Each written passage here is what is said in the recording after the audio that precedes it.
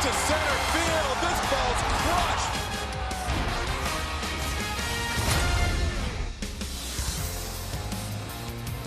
We welcome you to downtown Detroit, Michigan, where tonight the Houston Astros wrap up a 3-game set and also wrap up 26 games in 27 days.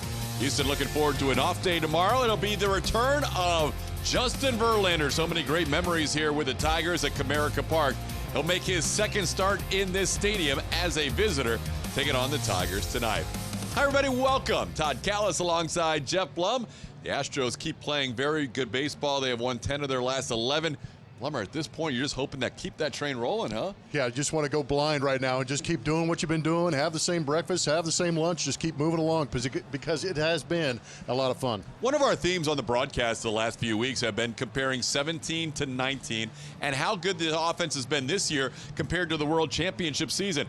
First 42 games, the Astros offensively are much better this year than even the World Series champion team that was the best in all of baseball offensively.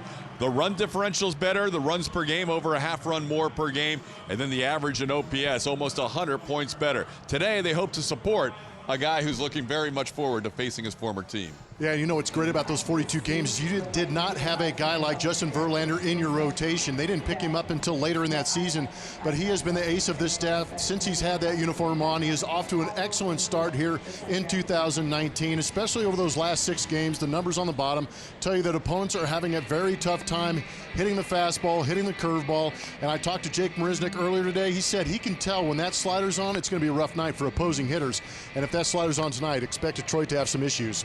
Astros facing another lefty tonight. Gregory Soto just up from the minor leagues, but the big story, JV and his return to Detroit. We'll have more from the Motor City after this. Astros baseball on AT&T Sportsnet is brought to you by Rooms to Go. Don't miss the big Memorial Day sale going on now. And by Comcast Business. Learn how to take your business beyond fast at ComcastBusiness.com. When we return, Julian Morales will join us and talk about the friendly competition between these two, George Springer and Michael Brantley, leading the way in the American League in hits. It's like I'm a fan, so they should charge us a ticket price to sit where we sit and get to watch this. So it's fun, so keep it rolling while we can. The Shiner Box Spotlight falls on some of the guys you want to buy a ticket to go watch. That is the Houston Astros. They are .514 slugging through 43 games. That is 4th best in Major League Baseball, and that number is right since 1913. And they are slugging the baseball to the tune of 82 home runs through 43 games, 3rd most in Major League Baseball all time. So there are a lot of people that would pay a lot of money to watch these guys hit. Yet we are lucky enough to watch them on a daily basis. 1 through 9 are doing some serious damage, and guys are stepping up. But there seems to be a sibling rivalry brewing in that dugout. Julia's going to tell us more. That's right, Blummer. Yeah, it's been a lot of fun to watch this offense. Very entertaining for sure, but there's even games within the games. That's how things are going for these Houston Astros. They're hitting a lot of home runs, but how about just knocks? Getting hits every night. There are a couple of guys, like you mentioned, George Springer, Michael Brantley, the best of friends, but these two are kind of duking it out every night when it comes to just getting hits. It's a friendly competition, but these two are on the top of the American League in hits, just hits, tied with 55 apiece. Check it out. So these two are your leaders. Last night, the team had 14 hits. Springer went 2 for 3. Brantley went 2 for 5. Got his 21st multi-hit game. So this is a fun competition as they continue to go neck and neck. This has been going on for several games now. We've watched the lead go back and forth between these two. And there's a lot of banter. Also, Michael Brantley DHing today. We know what that means. George Springer will tell you he flat out rakes as a DH. We'll see how it goes. Oh, and it's his 32nd birthday as well. TK. A lot going on, but you're right. They've been dead even ever since that Mother's Day game when George had 5 and Brantley went hitless. They both were tied going into this series, tied after the first game, and now tied going into the final game of this 3-game set. A.J. Hinch looking for a sweep tonight with this lineup. It'll be Springer at the top playing in right field. Alex Bregman will bat second and play third. Michael Brantley will DH, as Julia mentioned, hitting third. It'll be Carlos Correa at shortstop batting cleanup. Yuli Gurriel at first. Aledmus Diaz at second. He'll bat sixth. Josh Reddick in left field. Robinson Chirinos behind the plate batting eighth, and batting ninth in center field, Justin's pitching. Jake Marisnick is often in center. Left-hander Gregory Soto going for the Detroit Tigers. This will be his second career major league start. He started in a doubleheader at Minnesota. He took the loss in that game, going 4 innings, giving up 7 runs. He has a very good arm. That fastball can come in at a pretty good velocity. It's just a command issue for Soto, and don't expect to see him that long. Yeah, maybe just a few innings tonight. He's pitching on 3 days rest. Was sent back to Double-A after the 26th man was added for that doubleheader on Saturday against Minnesota. Pitching tonight on 3 days rest, and he's going to pitch again Sunday on 3 days rest in the Tigers' next series against the Oakland A's. So this is almost like an extended bullpen outing for him as George Springer takes one out of the zone.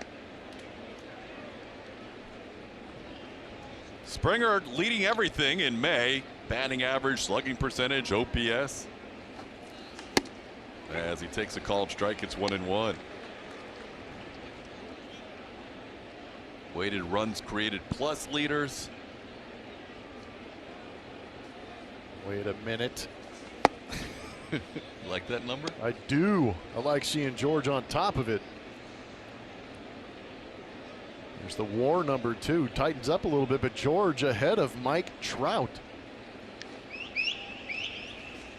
We have the potential for MVP chance for a new Astro this year. It's early. Still not at the 50-game mark, but what we've seen so far, leads in OPS, leads in slugging, leads in home runs, leads in RBIs, leads in runs scored. He's the American League leader in all those categories. Big bouncer on a 3-1 pitch to third. Jamer Candelario makes the play. Soto retires Springer for the first out. Defensively for the Tigers tonight, they'll have the outfield of Nicholas Castellanos in right. 10 outfield assists last year in the outfield. Jacoby Jones plays a deep center field. Kristen Stewart's in left. Jamer Candelario and Ronnie Rodriguez on the left side. Josh Harrison and Nico Goodrum back at first base on the right side. John Hicks gets his first start of the series behind the plate. Here's Alex Bregman. The only guy who has comparable May numbers in terms of power with George Springer is Alex Bregman. In fact, Bregman has 1 more home run in the month of May and 4 more runs batted in.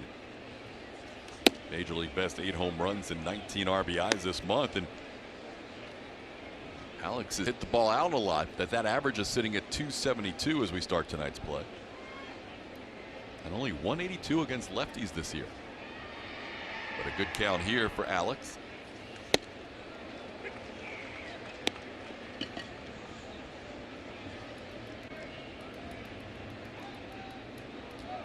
After a cool first night where the temperature dropped into the 40s, it's been much nicer the next 2. As Bregman fouls one away, it's 2-2. Yeah, it's pretty amazing that 67 can feel so good. So warm compared to what we've gotten on the road this year. Bregman drives one deep to left field, and this ball is gone. Alex Bregman, his 9th home run in the month of May, is 14th on the season. And the Astros home run barrage continues. Bregman starts the game with a solo shot. It's 1-0. Early Brexit. It's just amazing to me that these guys don't take the opponent's egos into account, because that's all they've been doing since Monterey, is just breaking egos left and right. And a big swing early from Alex Bregman.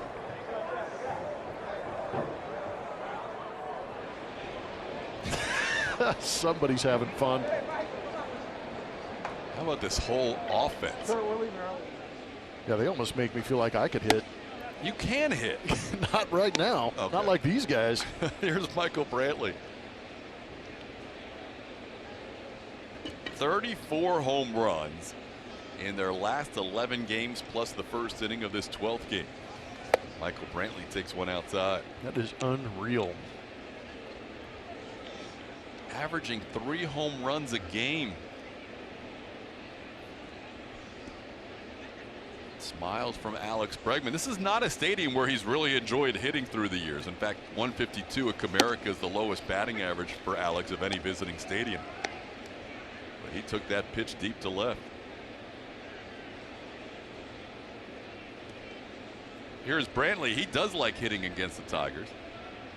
165 hits against Detroit, most against any team in his career. And he has a good count. It was 3-1 on George. It was 2-0 on Alex Bregman.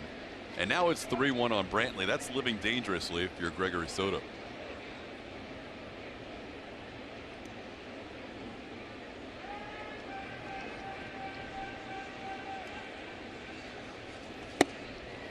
Brantley takes one at the knees for a strike, and the count's full.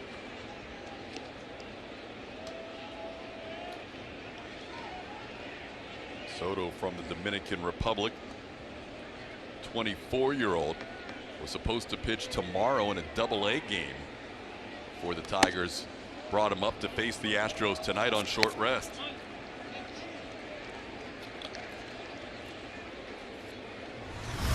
Go back and check out that home run swing and where that pitch is on our MD Anderson strike zone. That's a hanging slider up in the zone, coming back to the right-hander in Alex Bregman, and he barrels it up and launches it out to left like he should. 100 miles an hour off the bat. Good start for the Astros. Bregman leads the major leagues in home runs in May, as here's Carlos Correa. It's now 10 home runs for Alex in his last 15 games. That is a power surge. Yeah, it'd be nice just to get 10 hits in 15 games, and he's launching them out of the ballpark.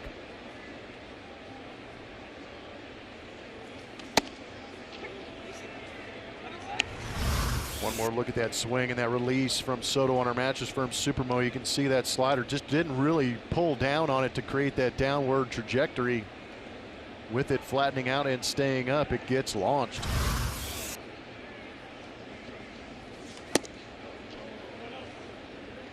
Carlos Correa with a 2-1 count.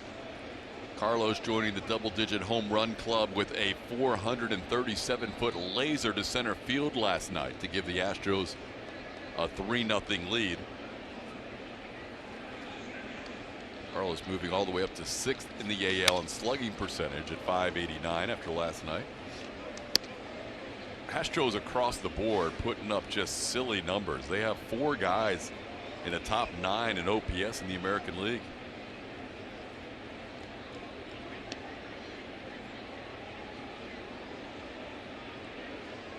It's almost hard to imagine what they're doing. It's been so prolific. And they're putting some pitches on Soto, who doesn't have a lot of pitches to work with tonight. Already 21 pitches, and he has just 1 out. By the way, happy birthdays are due to both the guy we just saw, A.J. Hinch, and the guy on first base, Michael Brantley.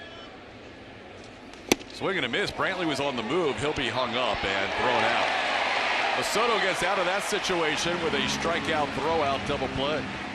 But it gets off to an electric start with Alex Bregman, the third baseman of the Astros, getting a hanging slider and raking it into left field. Astros up 1-0. We're back, and we are in Detroit, and you are looking at the man who owns the wins record here at Comerica Park with 98. That is his record for wins in this ballpark. This will be his second start as a Houston Astro on the season. 6-1 with a 2.51 ERA and a beautiful whip at .82. Here's a lineup he will face. Not a lot of familiar faces when Justin was here. A lot of new faces that he hasn't been a teammate of. But still, Nico Goodrum leads off at first base, followed by Kristen Stewart and Nicholas Castellanos in right. Ronnie Rodriguez is the shortstop. Jamer Candelario third. John Hicks behind the plate.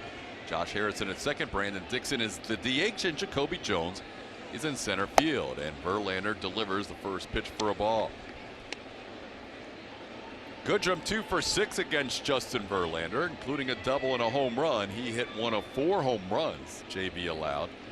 First time he faced the Tigers, that was last year before the All-Star break, when he had a season high 6 runs scored against him in 6 innings. But he bounced back for an outstanding start here in September at Comerica Park. There's a strike to Goodrum. It's 2-1.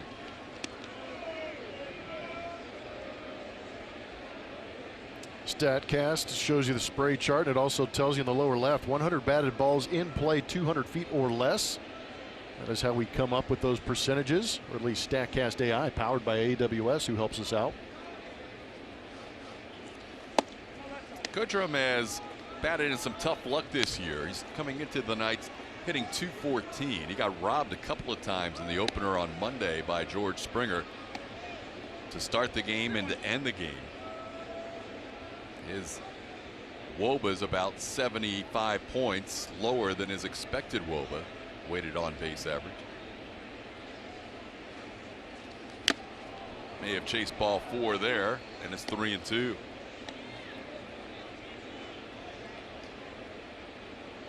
Young hitter against JV, some limited success like TK was talking about, a little aggressive in a hitter's count on a fastball. Probably a good chance he'll get one right here too.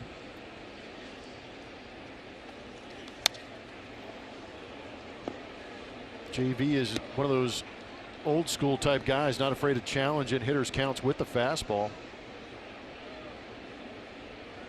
A lot of media attention this week, as you might imagine, with Verlander's second return to Detroit.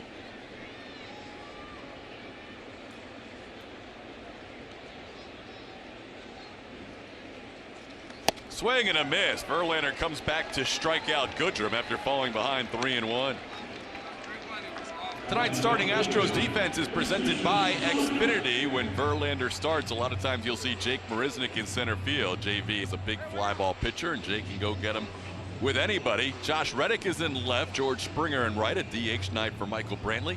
On the infield, Ledmus Diaz has looked really good lately at second base. He's with Yuli on the right side, Carlos Correa and Alex Bregman on the left side. And every start this year for Justin Verlander has seen Robinson Chirinos behind the plate. Here's Kristen Stewart. Stewart takes a strike. Stewart debuted for the Tigers when rosters were expanded last year, made his big league debut on September 9th. And then one day later on September 10th picked up his first ever major league hit against Justin Verlander, and that start here at Comerica Park. Down to the count 0-2.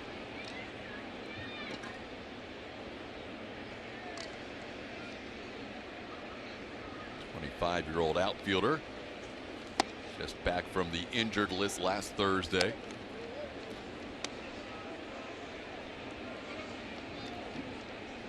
Like Goodrum coming in batting .214. It's a Tigers team that has struggled offensively this year, last in the American League in runs scored.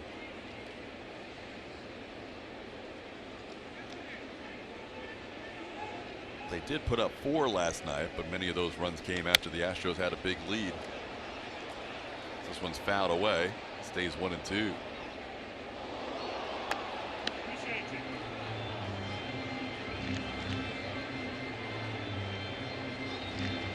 Astros riding this 7-game winning streak have moved their record to 28-15 and improved on their road record, which started out 2-5. They're now 12-11 on the road this year. Hit hard, but on one hop, Yuli Gurriel picks it clean. Yuli making a nice play on Stewart for the second out.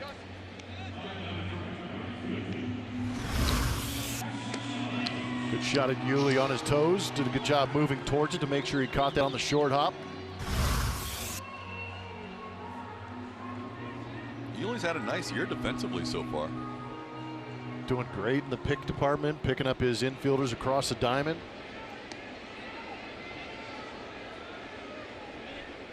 Here's Nicholas Castellanos.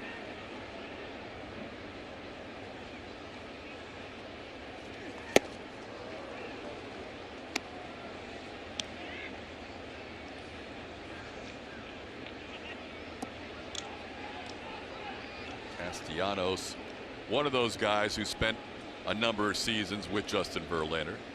He's been a Tiger since 2013. He pulls one foul over the head of the former Astro Dave Clark. It's 0-2.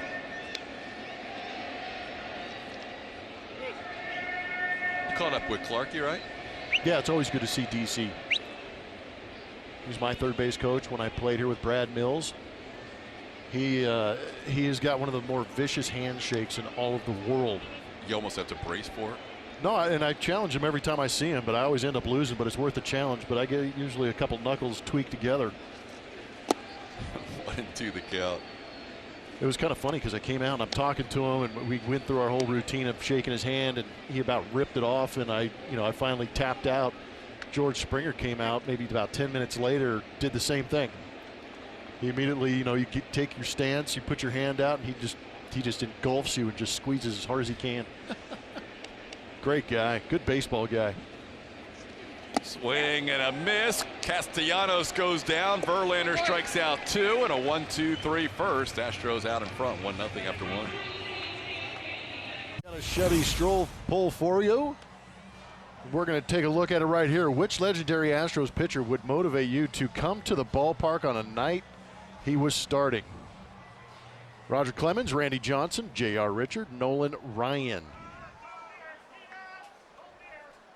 Over 2,500 votes so far for this poll. There's some very good pitchers on that list. Be a good rotation. Send those votes to @AT&T Sportsnet SW. I think tonight probably is the biggest crowd of the 3, and I've got to think some people in the area wanted to see Justin Verlander pitch. I agree. He is greatly missed here in Detroit. Julia mentioned part of that era for the Tigers. He was a big part of their postseason runs. Yuli Gurriel leading off. Tried to hold up, and he does, as Chad Fairchild. Home plate umpire Bruce Dreckman tonight. 2-1 the count to Yuli. Yuli shares something in common with Alex Bregman, and that he has not hit well here at Comerica Park. 125 career average is his lowest of any stadium. Chops one over the middle. Harrison makes an off-balance throw in time. Nice play by the Tigers second baseman. Was a pretty good play coming all the way across second base. Might have been a little bit easier for the shortstop coming across, but he chooses to go and get that short hop. Throws back across the body to get Yuli.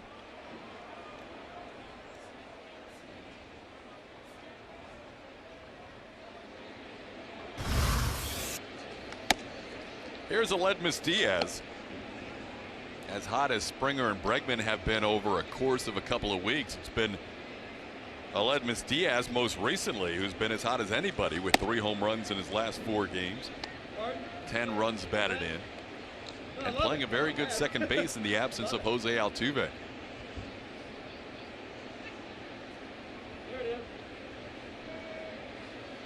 Diaz batting .438 in those 4 games and has a 3-0 count here.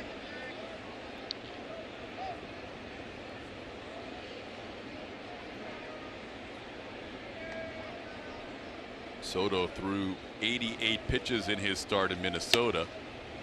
They're expecting just maybe 2 or 3 innings worth of action tonight as he walks Aledmus Diaz on 4 pitches. Every Tuesday night home game at Minute Maid Park is Dollar Dog Night presented by Nolan Ryan Beef. Eat all the dollar dogs you want during the Astros White Sox game next Tuesday, May 21st. For tickets to the next Dollar Dog game, visit astros.com/dollardogs or call 1-877-9-ASTROS. Dollar Dog Night next Tuesday, as long as all the games are played between now and next Tuesday, will be the 5th day with the off day tomorrow, and that means Justin Verlander will be back on the mound for Dollar Dog Night next Tuesday. Here's Josh Reddick. Reddick breaks his bat. A little punch shot into right center field. That's going to fall. And a great read by Diaz. Josh Harrison tried to deke him, and Diaz would not fall for it as Reddick blows up his bat, but ends up with his 4th consecutive hit against the left-hander. Yeah, the fish ain't biting. Josh Harrison trying to throw the bait out there. Watch the second baseman faking like he's going to have a chance at it, but Aledmus Diaz knows better and puts his head down and gets to third base. Good piece of base running.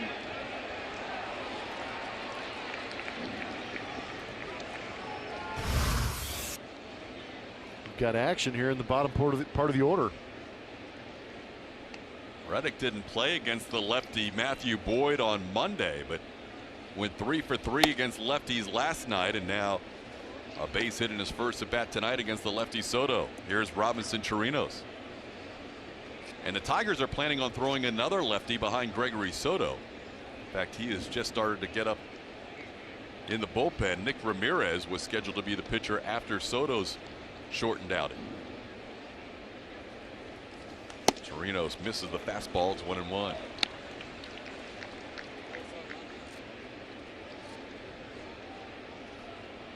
Robinson comes into the game having reached in 9 straight games.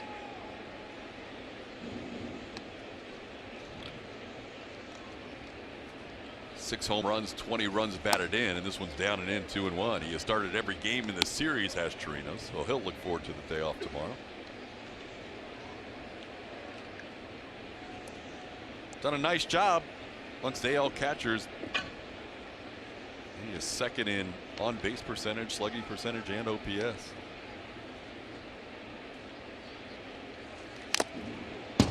Counts 2-2.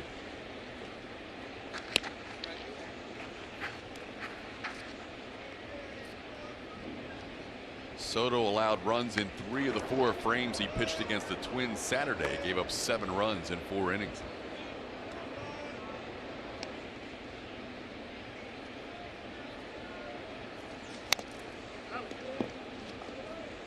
You know, Chirinos is off to a great start after coming over from the Texas Rangers, and I was talking to Steve Sparks earlier, and Sparky's one of the more positive guys, even I'm sure he was as a player, but even more so as a broadcaster, watching these games and encouraging a lot of the players that are on the field and things like that. But he said, what about the environment Chirinos is in this year compared to the last couple of years? That could change a guy. And it might have an impact on why Chirinos is playing so well now with the Houston Astros. He's in a great environment.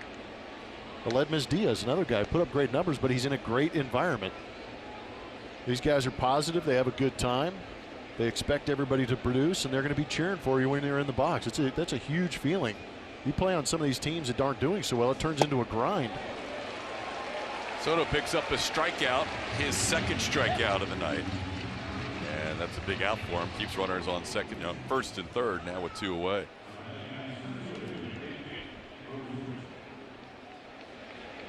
See if Jake Marisnick can pick up Chirinos here with 2 outs.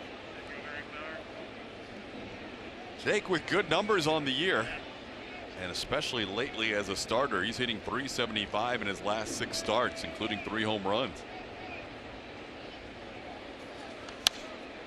Jake fouls one away.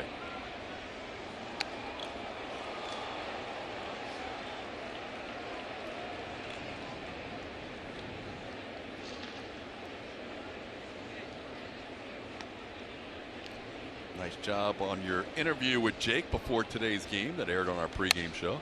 Yeah, he's outstanding. All these guys are outstanding. We'll see that interview again. If you missed it on the pregame show, it'll air again on Astros Bases Loaded beginning on Friday.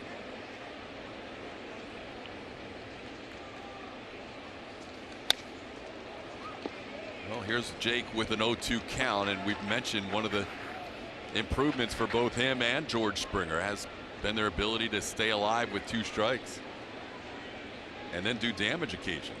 Do damage occasionally, and again, with their speed, if they're able to put that ball in play, it puts pressure on the defense. There's a ball in play, base hit for Marisnick into left field. That'll score a run.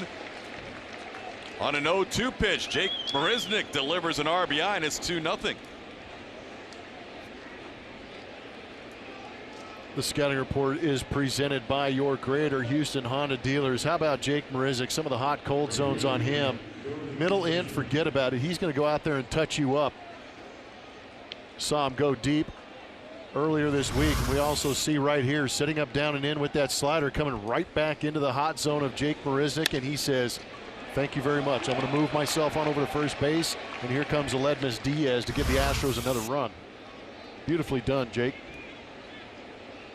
And when I interviewed him, I told him he was Jake from Take Farm because we were talking about the glove on. Right. Right there is Jake from Rake Farm. And he turns the lineup over for George. Jake's having a good overall year, but especially against lefties. That's now 10 hits and 23 at bats against lefties. That's a .435 batting average. George has done his share of damage against lefties and against the Tigers, but he's down to the count here, 0-2. Springer grounded out his first time up. George, a career .375 hitter at Comerica Park. Hit his first career inside the park home run last night. It was his 16th home run of the year. There's another 2-strike pitch wasted. I mentioned that's one of the areas for Springer too that has greatly improved this year. Yeah, Soto's going to have to throw a perfect pitch right here. In an 0-2 count might be a good time just to bury a slider if he could, but if they come down and in. Top of the zone, called third strike. Springer goes down looking. Soto gives up a run. Astros lead 2-0. In Texas Power Pitcher is presented by your local Ford dealers. Justin Verlander on the mound dealing, and he's also doing it in the heart of some of these Major League Baseball orders. Verses 3 through 6, he is holding those batters to a 106 opponent batting average, the lowest in all of Major League Baseball. Fastball, curveball, slider, not intimidated by the moment, not intimidated by the hitters, mostly because he's got good stuff. Gets a pop-up on the first pitch to Ronnie Rodriguez that Jake Marisnick takes care of. 1 pitch and 1 out in the second.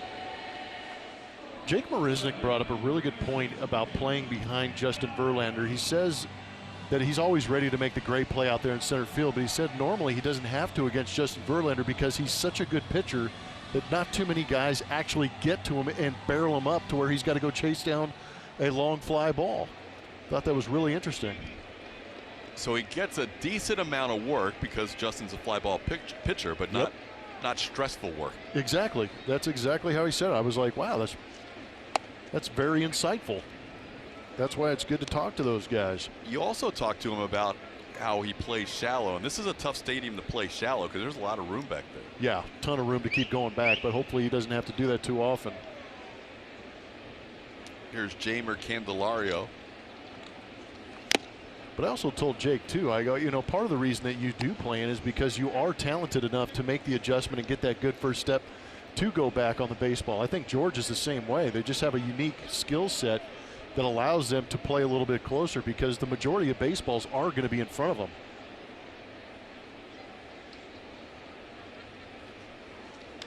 Candelario shoots one into left center field. Jake will ease up as he crosses in front of Josh Reddick for out number 2. Like that.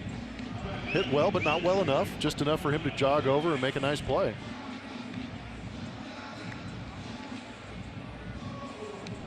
Now Verlander will face John Hicks, his former catcher. Hicks caught JV 5 games in 2017. And last year he hit one of those 4 home runs that Verlander allowed at Minute Maid Park.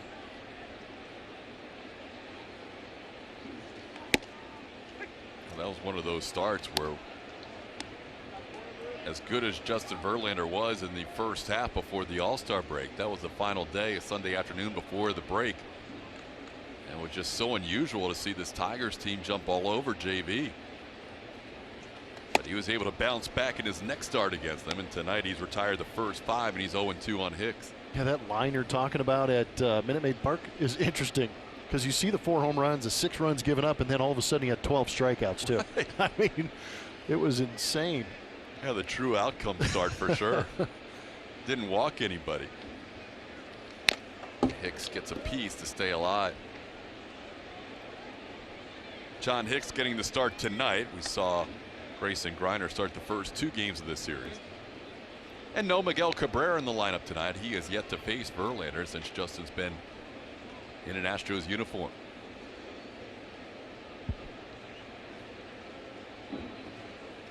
Try to hold up, and he goes around. That's another 1-2-3 inning for Verlander. A strikeout his third of the night to end the inning.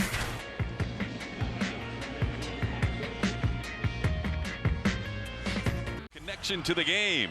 News and notes from around the league. Last night in a losing effort, Chris Sale struck out 17 Colorado Rockies in 7 innings. The Red Sox as a staff would strike out 24, but lose that game in 11.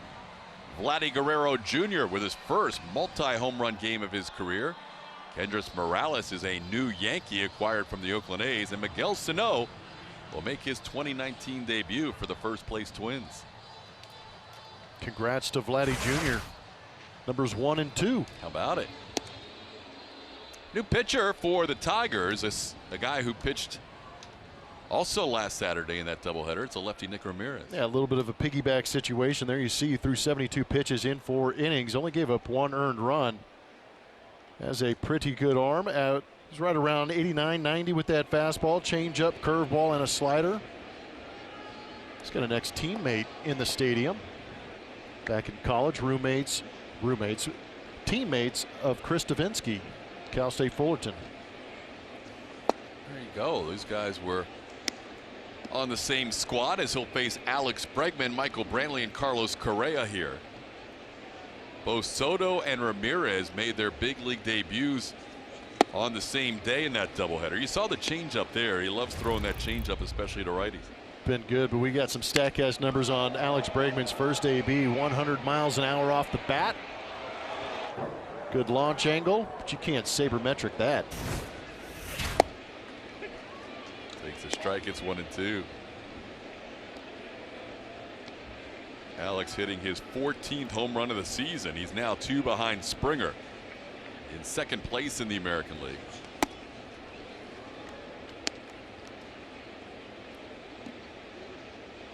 Changeup comes in usually around 79-80. The fastball around 89-90.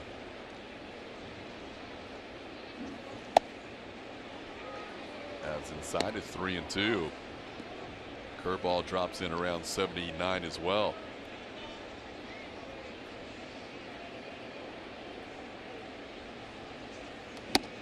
Called third strike outside corner. Alex thought it was off the plate. He was right. Ramirez picks up a strikeout for the first out. It's off the outside edge. MD Anderson's going to help show us that. Houston Astros hitters have very good command of that strike zone. They know their limits.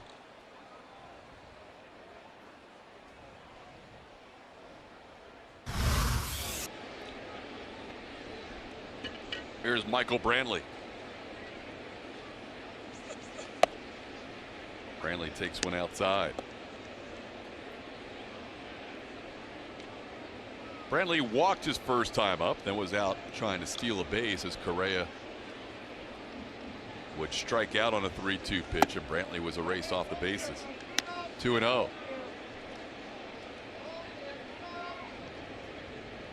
Ramirez, 29-year-old, was a closer at Cal State Fullerton. But then he was drafted as a hitter by Milwaukee. He's been in baseball since 2011. Didn't become a pitcher until 2017. Happy birthdays to AJ and Michael.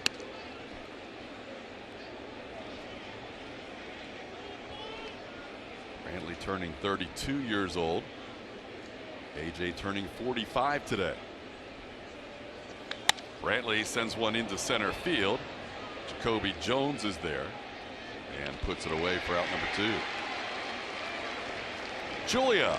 Hey, TK, we're going to see Carlos Correa come up here. Yesterday, he got things going for the Astros with a big 3-run home run, went 437 feet. No doubter, not really to Carlos Correa, who the night before said he hit one that bounced off the top of the wall that he thought was absolutely going out, but didn't. So that one, he wasn't as sure. He wasn't so sure about it. He had to see that one actually go into the bushes before he knew it was a homer in this big ballpark, Comerica Park. Yeah, you have to hit it a long way to get it out to straightaway center. I'm with him. That ball he hit to the opposite field that hit off the top of the wall above the scoreboard out there in right field was destroyed and didn't get out of here. 1-1 the count. Might have been a home run in almost every other stadium. I completely agree, because as a hitter, you pretty much know your pop. And what I mean by that, you know when you get one good, you clip it, and he has a real chance to get out. But here at Comerica, there's certain parts of this place you're not sure.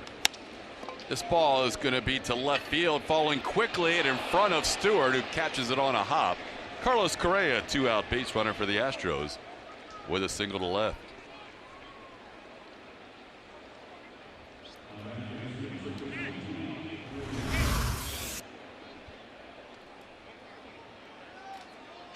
Gets the head out a little bit too quick on that changeup, but off the end of the bat, deadens that thing just in front of Kristen Stewart. Gave it a good effort.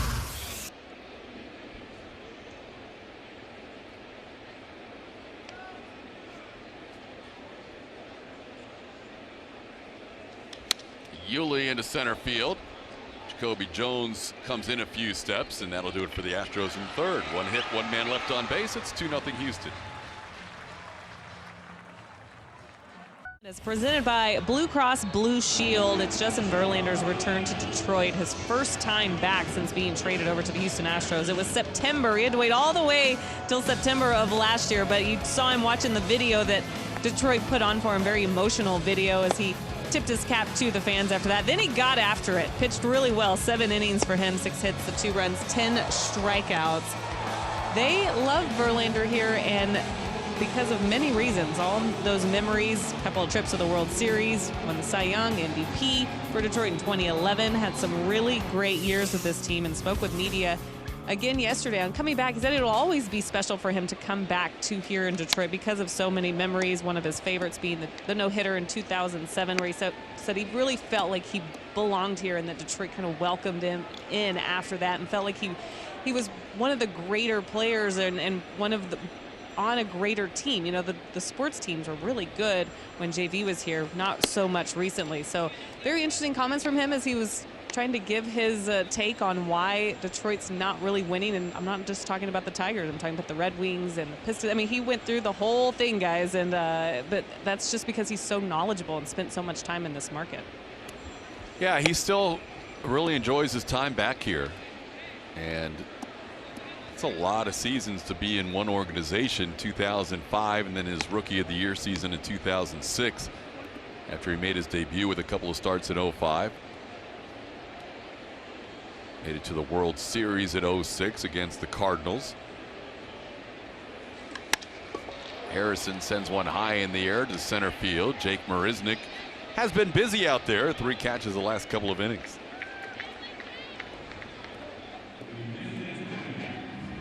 And as long as Justin pitches, this will always be a place that will be special for him. Plummer mentioned Comerica Park. Nobody's won more games in the history of the stadium than Verlander with 98. He also has the most strikeouts ever in this stadium with 1,167, including the 3 tonight. Here's Brandon Dixon.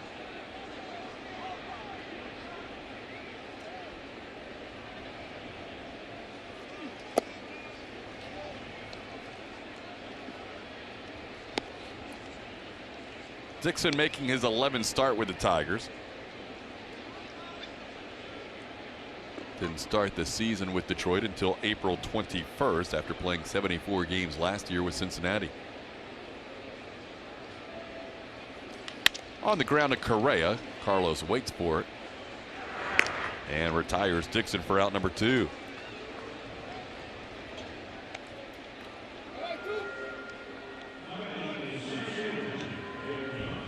Verlander has thrown 22 strikes of his first 30 pitches, facing the number 9 hitter Jacoby Jones.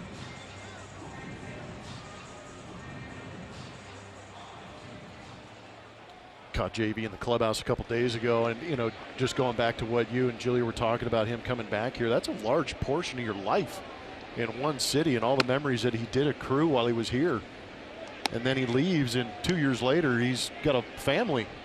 Things have changed. He's got a ring. You know, a lot of things happened in those 2 years since he's been away from Detroit.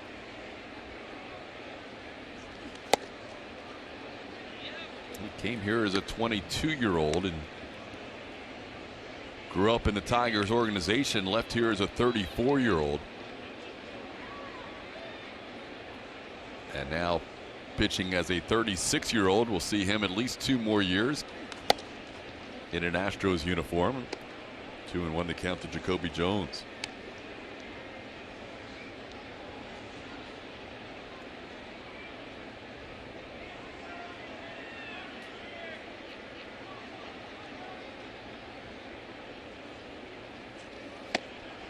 I remember when we came here in 2017 and people were asking, do you think you guys are going to go after Justin Verlander? And at the time, there weren't that many rumors about Verlander.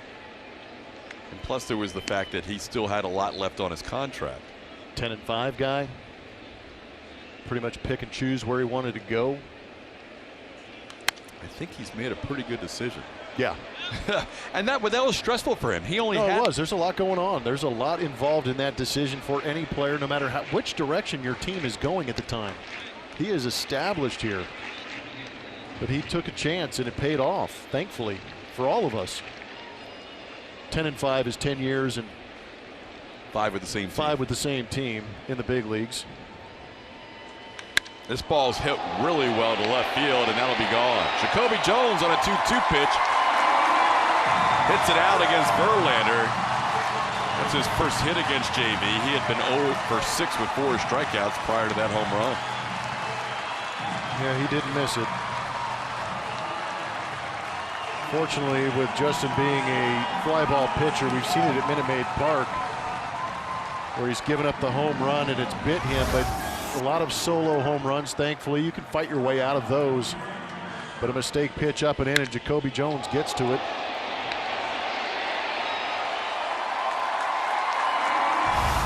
.107.3 off the bat. Third home run of the year for Jones.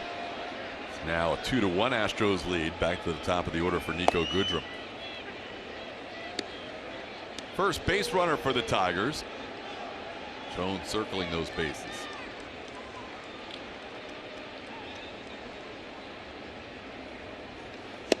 Goodrum down to the count 0-2.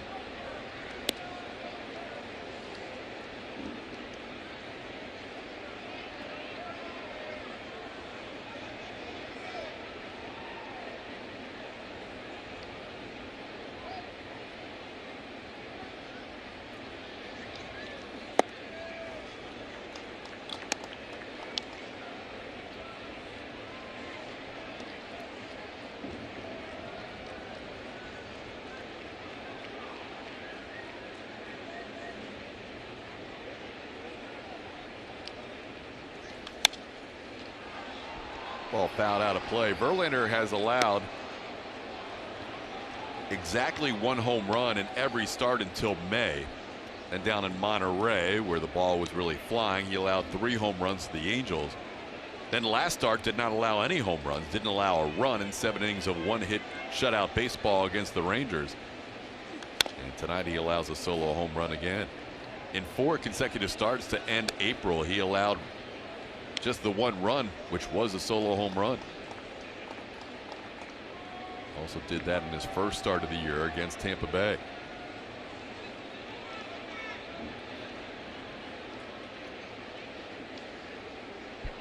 One and 2 on Goodrum, who struck out his first time up, and rolls this one to first. Yuli will take it himself. Solo home run by Jones cuts the lead in half. It's 2-1 Astros after 3.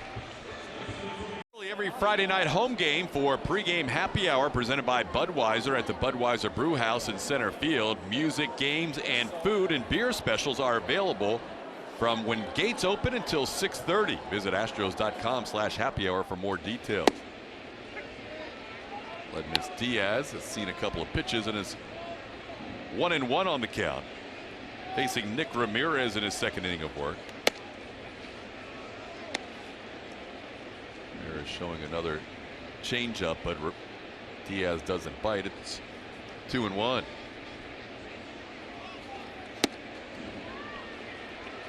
Ledmus walked and scored a run his first time up.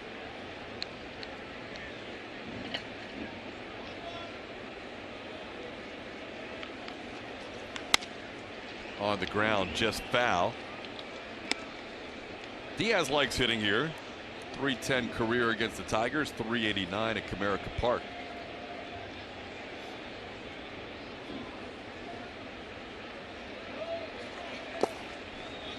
Takes that one down. count's full. Josh Reddick, who has a single, waits on deck.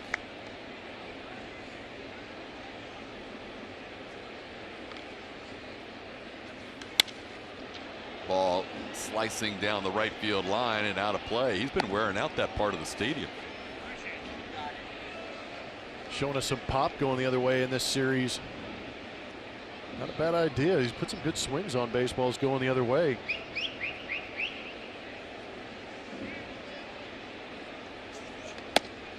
Doesn't offer that pitch outside. Ball 4.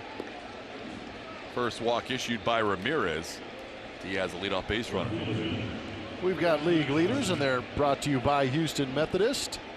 The 7 through 9 hitters since May 4th for the Houston Astros lead the majors in all those categories: average, OPS, home runs, RBIs, and runs scored. They've been doing a very good job at the bottom portion of this lineup for the Astros, and again, it's the depth of the Astros that make them so tough. That's when you have a guy like Reddick at the bottom of the lineup. Jake Marisnick has been contributing as well. Reddick batted 9th there yesterday and now 7th tonight. Josh has a 4 for 6 going so far in this series. Has that average up to 331. He's not far behind Michael Brantley, who came in leading the American League in hitting. Brantley's at 333. George isn't far back of those two. He's at 325. Reddick with a count of 2-1.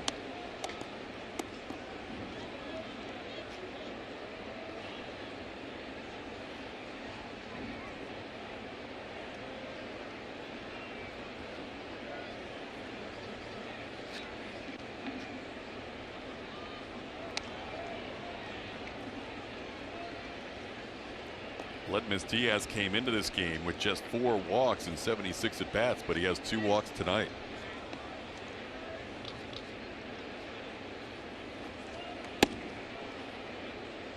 Nick Ramirez has fallen behind 3-1.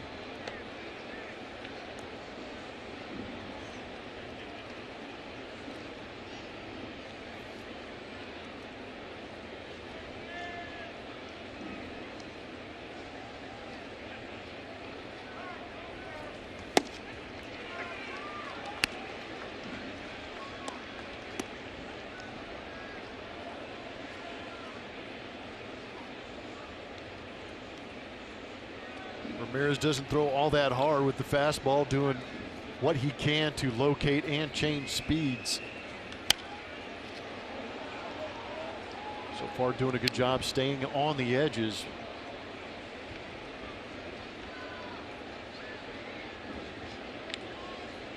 .6'4", 235-pounder.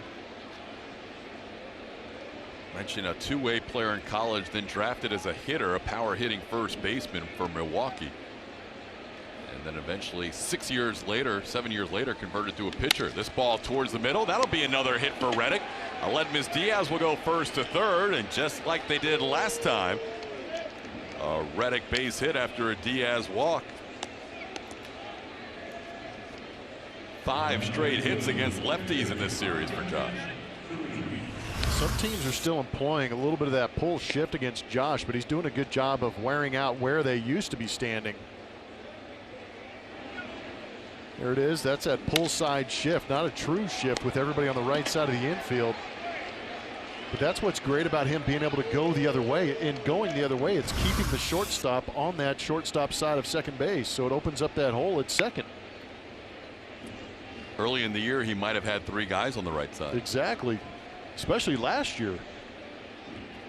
Robinson Chirinos struck out his first time up, facing Ramirez for the first time.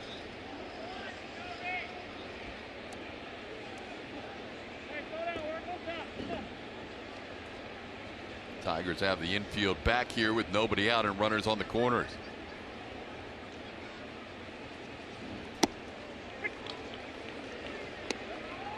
Ramirez learned to throw that changeup because his father wouldn't let him throw a curveball until he was in high school, so he was just a fastball changeup guy, and he likes that changeup a lot. Feels like that's his best pitch. of his secondary offerings. It's a swing and a miss. It's 1-2.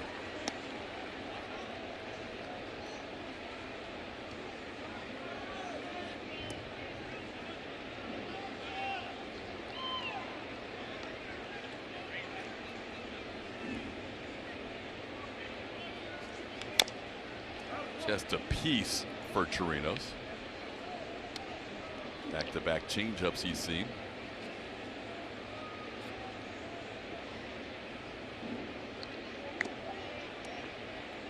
Be interesting to see what the Astros do against Ramirez. What if they get that opportunity to have that second AB against him? His style a little bit different than Soto. This ball's hit well, but he hooked it. And Chirinos just missed a 3-run home run by pulling one foul. Yeah, he got on that changeup. You know, with Soto, you're trying to get the barrel out in front because he throws 95 miles an hour, so you're trying to catch up that heater, but you want to shift your mentality against a guy like Ramirez and start thinking to that opposite field gap so you can stay back on a lot of these off-speed pitches. Chirinos just too quick on that changeup, but he mashed it. Because if you're a big league hitter and if you're sitting on 86 away and trying to hit 86 miles an hour away, there's a real good chance that you have the ability to turn on 86 on the inside corner, so there shouldn't be any panic.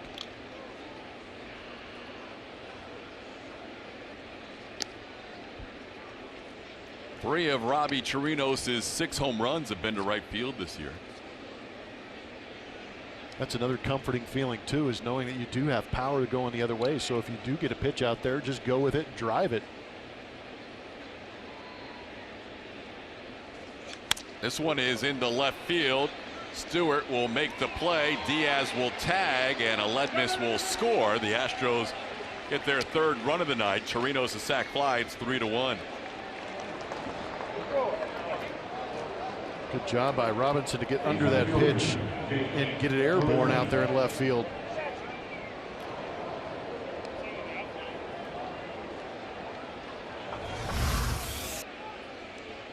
Really had to stay on those legs and get underneath that pitch.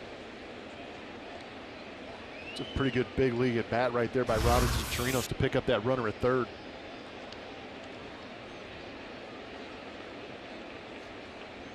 He has a couple of walks and a couple of runs scored. Here's Jake Marisnick. Jake around a bunt, bunts one down. Hicks in front of the plate, makes the play to get Jake. Jake trying to bunt for a hit, and a nice play by the Tigers catcher for the 2nd out.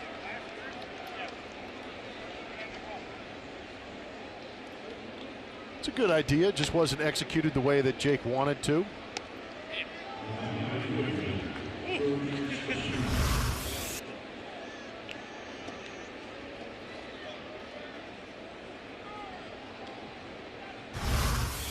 A little too close to home plate.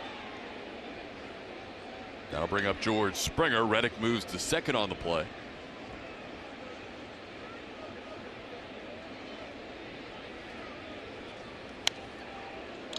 This will be the final batter that Ramirez has faced, as he started out against Alex Bregman in the 3rd. And his first time through the lineup with George.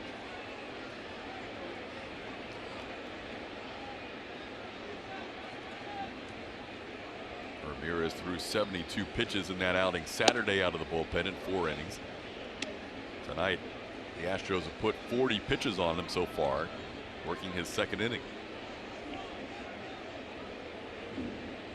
Ramirez is going to have to work hard to set up some pitches against George. I don't like this matchup for the Tigers.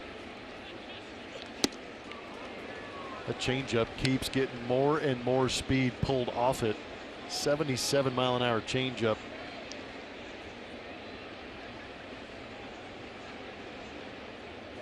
As a hitter, you just feel like it's never going to get to the zone.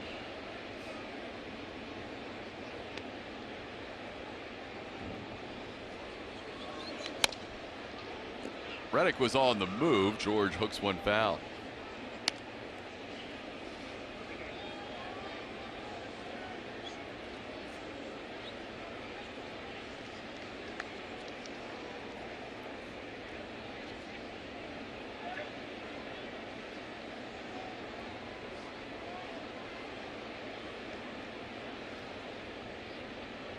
Astros 3 runs on 5 hits. They've scored in 3 of the 4 innings tonight. Down and into George, 2-2. Good pitch, but a lot of the soft stuff on the outside set that up.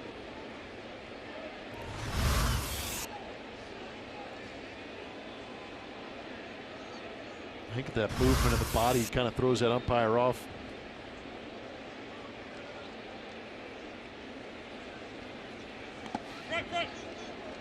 Down and in, ball 3. Now Springer with a full count.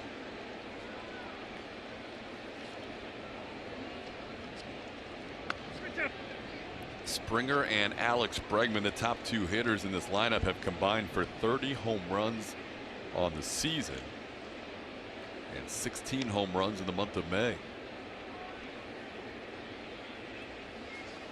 George, high fly ball left field, pretty well hit. Stewart at the track. He is reaching for the wall. He reaches over the wall and pulls one back on Springer. Kristen Stewart may have saved a home run against Springer and the Astros. Tip of the cap from Nick Ramirez. Did a great job chasing that baseball along the fence, and it looks like it would have hit the top of the fence and gone over. Good play. For the 4th inning, Verlander facing the guy who made that home run saving catch to end the top half of the inning, Kristen Stewart. How many times do you see it? Great play, and leads off the next inning. 2, 3, 4 hitters facing Verlander. Stewart takes one away.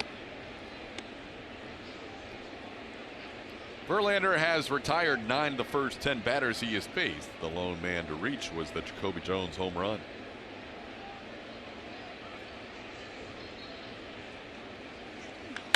This ball's hit well, hooking down the line in right and hooking foul. That one had plenty of distance to get out as well. Yep, it was crushed. Hanging slider.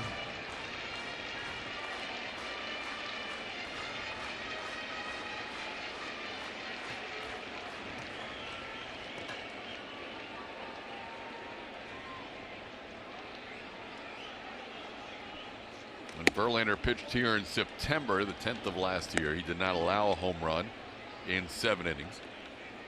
TK, we've got the shift. It's brought to you by Geico with Kristen Stewart up there yanking that one foul. Got everybody on that side of the field.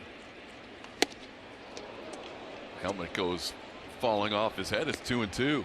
For those of you who missed Carlos Gomez, that was for you. An aggressive swing on a fastball down and away. That was a lid loser.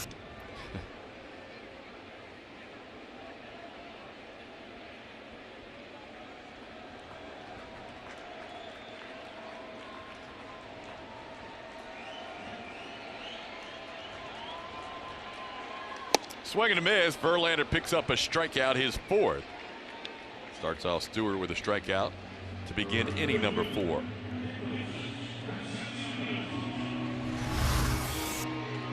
After the swing and miss on the previous fastball, Justin went right back to it.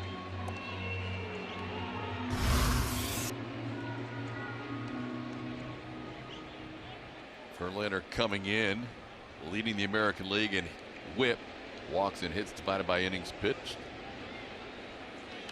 and opponent's batting average coming in at 163, and both of those have been very good so far tonight, as the Tigers are just 1 for 11 in the early going. Here's Nicholas Castellanos.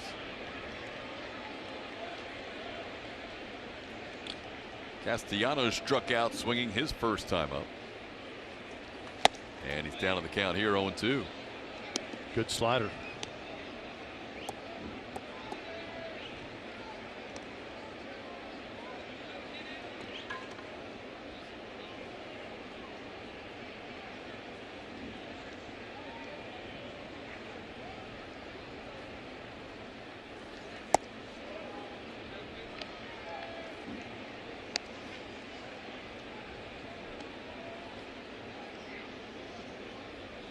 Verlander's first major league start as a 22-year-old for the Tigers came in Cleveland on July 4, 2005. first home start was later that month, the 23rd, another doubleheader facing the Twins as he gets Castellanos again. 5 strikeouts for JV.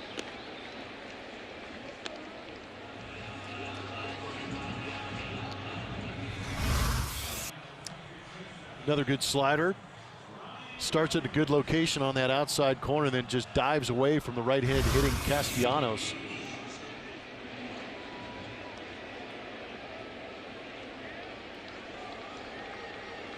Two outs, nobody on. Here's Ronnie Rodriguez. Rodriguez has had a nice series against the Astros, one of the few in this Tigers lineup who has done some damage. He came in 4 for 7 with a home run and 3 runs batted in.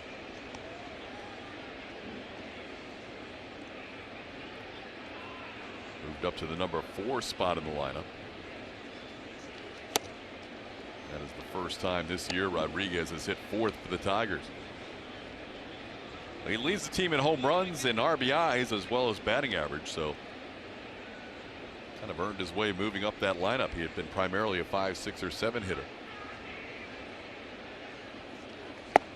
But Justin makes quick work of him here. JV strikes out the side, getting Stewart, Castellanos, and Rodriguez. The 2, 3, 4 hitters all go down.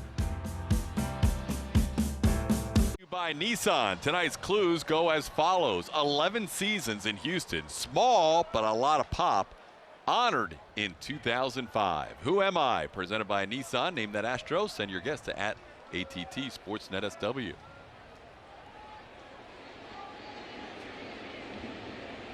Alex Bregman leads off, facing Nick Ramirez for the second time.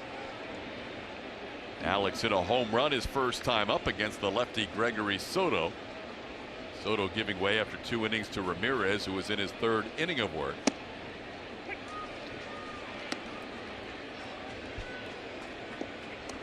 Alex down on the count 0-2. Tighten up that outside corner for me just a little bit. And probably for Alex too. Yeah, probably be on the same page. I agree. The only strikeout Ramirez has is on a pitch that was off the plate. That was a called 3rd strike on Bregman in the 3rd inning. Strike 3 called on the inside corner this time, as Ramirez gets Bregman for the 2nd time, 1 out in the 5th. This is a tough plate to cover when you got to cover that 2nd pitch and then wait for that one coming to the inside corner.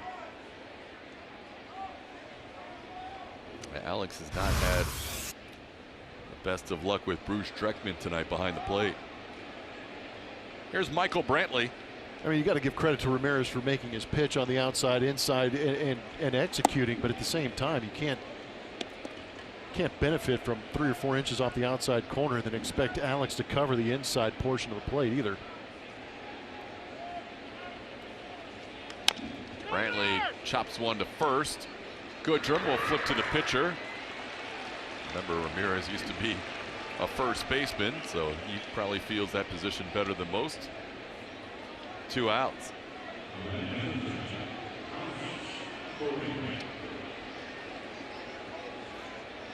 Ramirez has retired 5 in a row after a single by Josh Reddick in the 4th. Now facing Carlos Correa. Carlos 1 for 2 with a single. Has that season average up above 300 now. Came in at 298. He's at 301.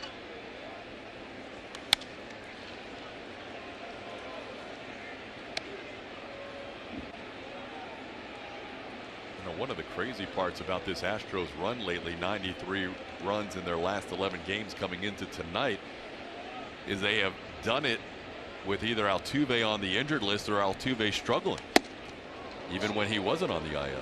Yeah, that's something to take into account. It's been pretty amazing. He's a happy guy in the dugout. Yeah, I'm not sure I'd be giving him coffee or hot cocoa. He seems to have a pretty good motor as it is. Did Dad just come over and tell him to calm down? Jake? No, it looked like AJ. Oh, AJ came over? Looked like he put his arm around Jake, as Correa with a base hit to left. Carlos has consecutive hits to left. This week on Astros Bases Loaded, a homecoming to remember for one of Houston's top pitching prospects. Josh Reddick takes us inside the catch. And the Astros wives and kids hit the runway for a great cause. All that and more Friday after the postgame show on Astros Bases Loaded. This is not a replay from last night, by the way. That's the same trio of guys just hanging out there. Might be some unfinished business. That's some scheming going on. Last night, Jake wasn't in the game, so he could partake in the conversation top and bottom of the inning. Tonight it's a little different. Yuli will bat with 2 outs. Yeah, it looks like they're up to no good. Day off tomorrow. Too bad the hijinks is going to have to happen on the plane. Yuli pops one up, shallow right center. Harrison calls off the outfielders, puts it away. 1 hit, 1 man left on base. 3-1 Astros halfway home. The Astros are leading 3-1 over the Detroit Tigers as we head to the bottom of the 5th, but it was a very good bottom of the 4th inning for ace Justin Verlander. Strikeout number 1, fastball. Strikeout number 2 on the slider, and then the curveball. 3 different pitches to get those 3 strikeouts, and that last one gives you a really good idea of the break and the shape that he creates to get those strikeouts. You can see why he's such an uncomfortable at bat. Yeah, I can't tell you what I told our producer in between innings when I saw that last video of all 3 coming out at the same time. Was it something to the effect of "you're glad you're up here"? Very much so.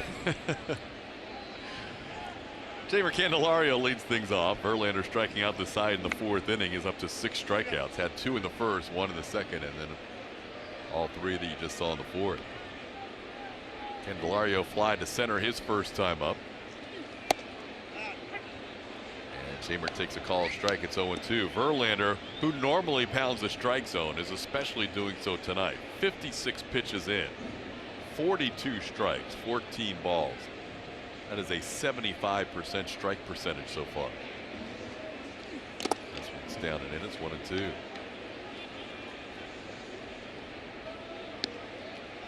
I think he's comfortable with this mound.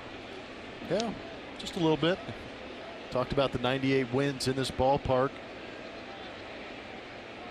He leads all Tigers in wins at this ballpark. Tried to hold up, and he goes around Candelario.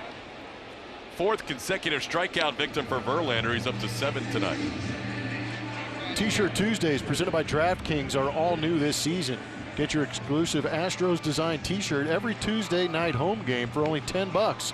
To purchase your special T and C next Tuesday's brand new design, visit astros.com/t-shirt. Here's John Hicks, who struck out his first time.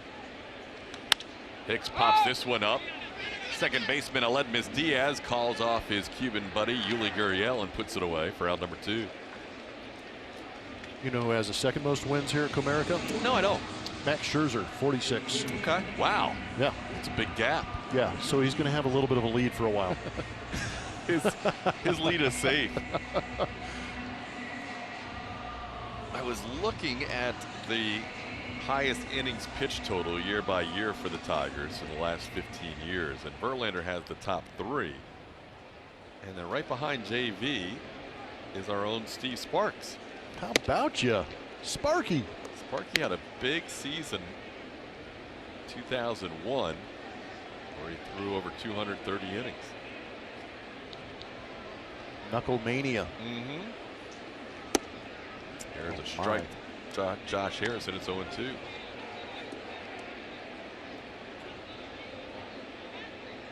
Seems like Verlander's in a nice rhythm right now.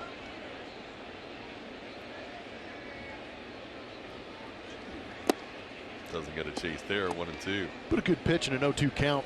Throw it just a little bit out of the zone, see if you can get the chase.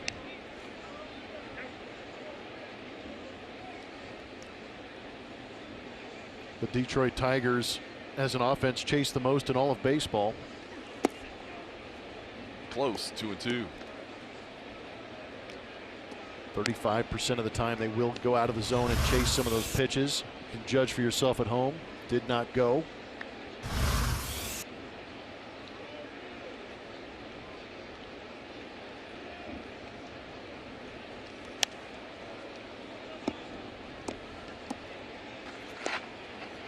So since 91, Verlander has 251 back in 2011, the Cy Young and MVP year, 240 and then 238 in the third. 240 came in 09 and 238 in the third came in 12.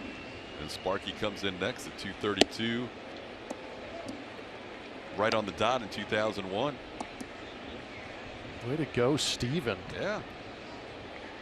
Talking about the last 29 seasons of Tigers baseball. JV and Sparky.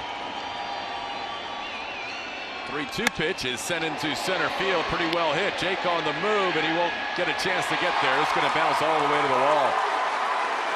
Deepest part of the ballpark. Harrison going for 3, and he's going to get there.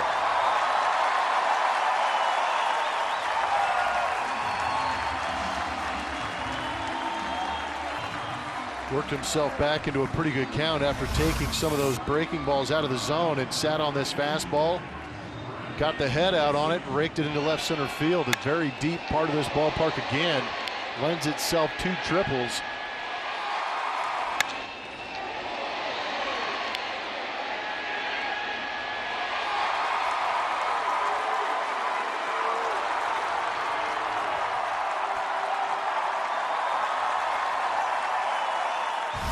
Seen our share of triples in this series. Correa and Tony Kemp had one last night, as did Gordon Beckham.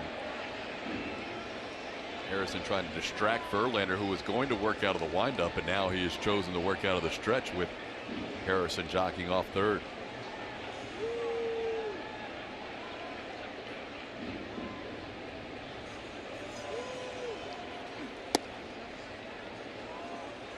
This is the first time tonight Verlander's worked out of the stretch.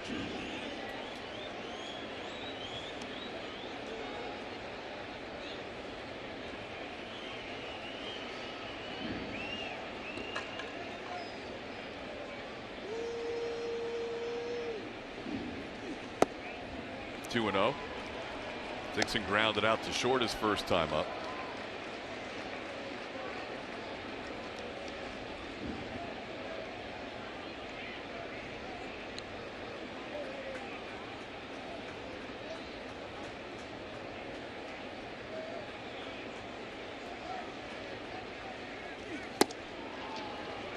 It's a swing and a miss at the slider. It's 2-1.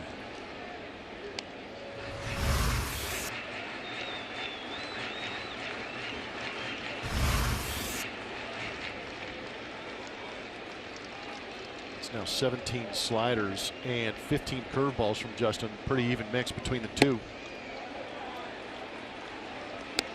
Upstairs is 3-1. So Verlander, who's been pounding the strike zone all night long, now working out of the stretch for the first time.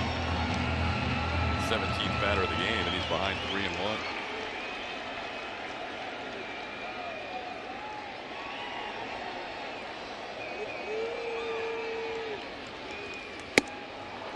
Back with a fastball that Dixon misses. 96. It's 3-2.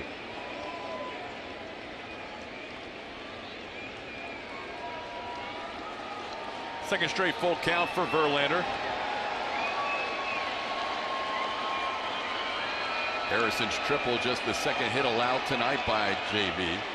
And this one's upstairs. That's the first walk issued. Tigers will have runners on first and third and 2 outs.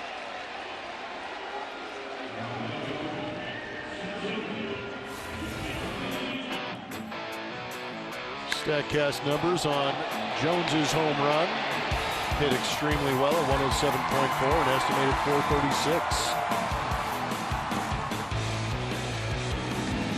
2 home runs tonight have been hit by a couple of former teammates with LSU in the 2013 season. Jacoby Jones and Alex Bregman for the Astros.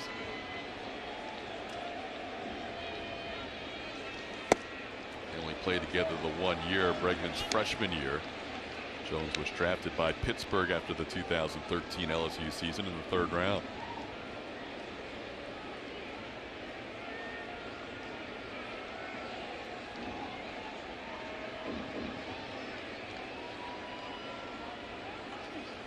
Astros originally drafted Jacoby Jones out of high school before he attended LSU. Got a 2-0 count here.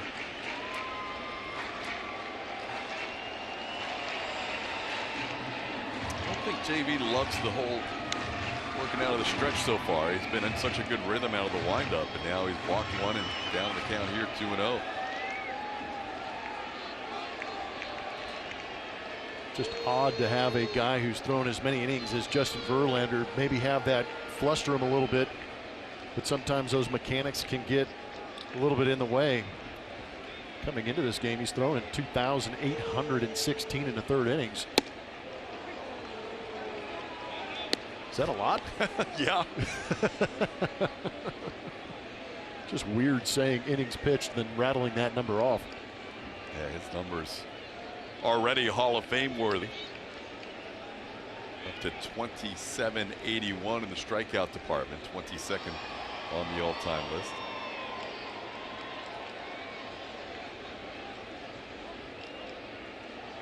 Only inning he's had traffic. Jones hitting the home run, and then this inning a triple and a walk.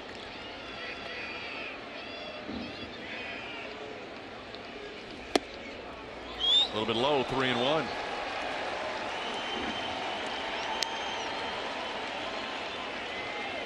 Jones coming in batting 157 on the year.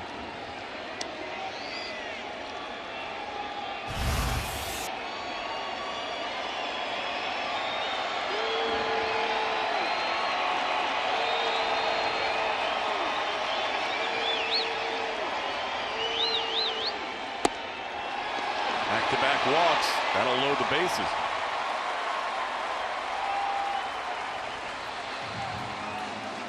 Two-out triple by the number 7 hitter Josh Harrison, followed by back-to-back walks to Brandon Dixon and Jacoby Jones.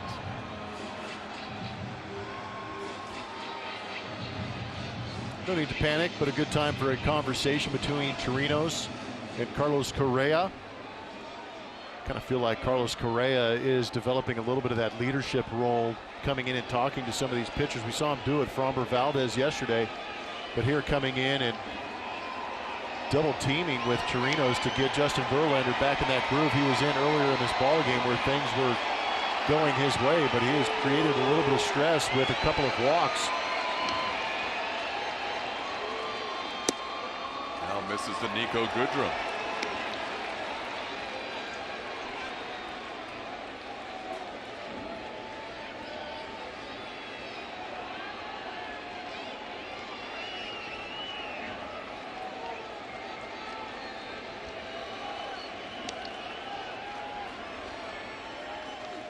There's a strike.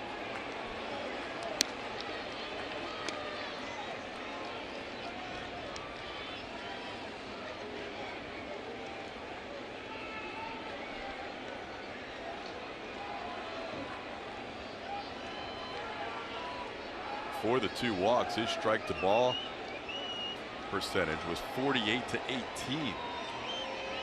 Then 9 out of 12 out of the zone. There's a line drive caught by Diaz to end the inning and keep the bases loaded. Hit hard by Goodrum.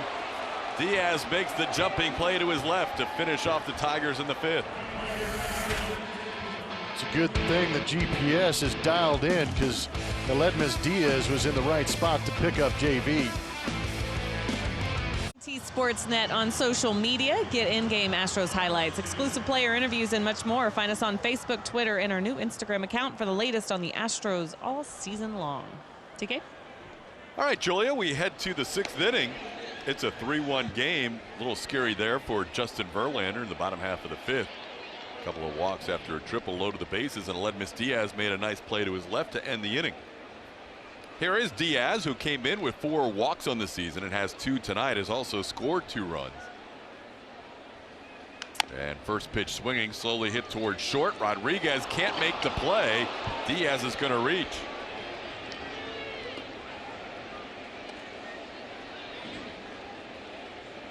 You come charging in like that and you stop as an infielder and those heels hit first.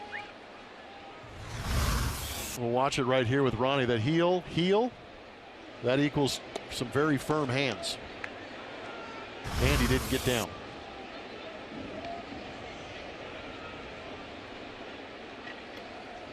Josh Reddick, who has 2 hits on the night. That'll be an error charged to the Tigers shortstop, Ronnie Rodriguez, his 4th error of the season.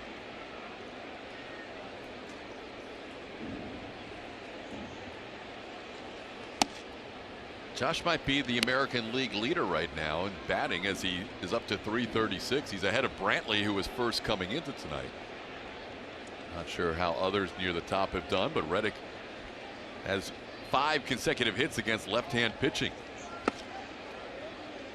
Came into the night hitting .381 against lefties. Not too shabby.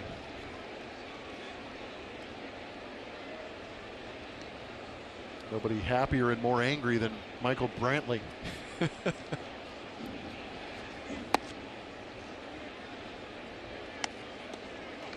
Did AJ do Brantley a favor on his birthday by DHing him? Not if you ask Michael.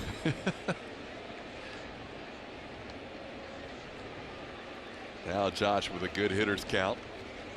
Takes one down and away, ball 4. So after the error by Rodriguez, a 5-pitch walk to Reddick. First 2 on for Chirinos. Robbie's batted with a lot of traffic on tonight.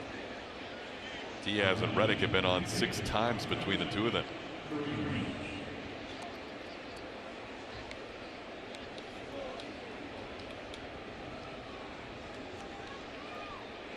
Chirinos a strikeout. A sacrifice fly his last time up.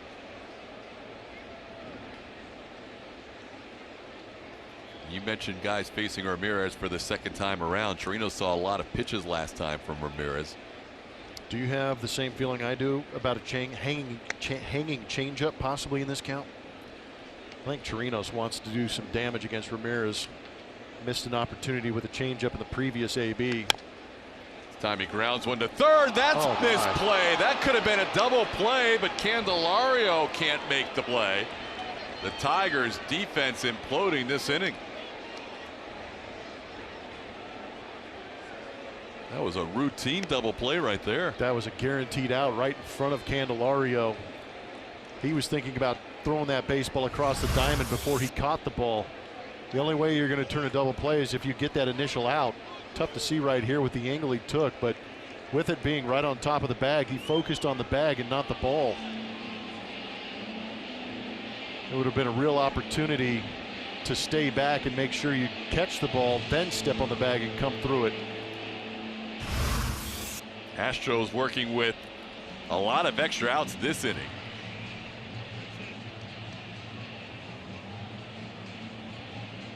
Still nobody out in the inning. The bases are loaded for Jake Marisnick.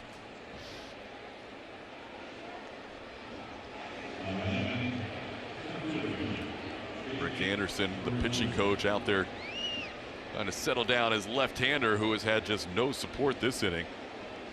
Jake tried to bunt his way on against Ramirez last time and was thrown out by the catcher John Hicks. Jake takes one outside for a ball. Jake 1 for 2 with an RBI single his first time up.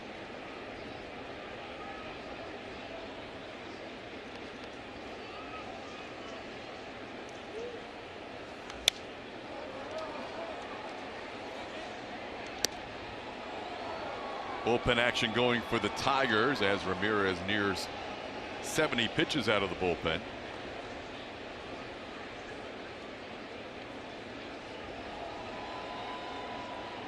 Last time threw 72 pitches on Saturday, working on 3 days of rest.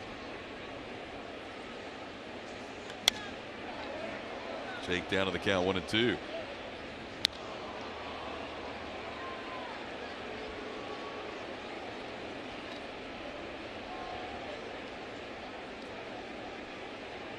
Diaz on third, Reddick on second, Chirinos on first. 2 errors and a walk in this inning. Take a smash behind Gary Pettis.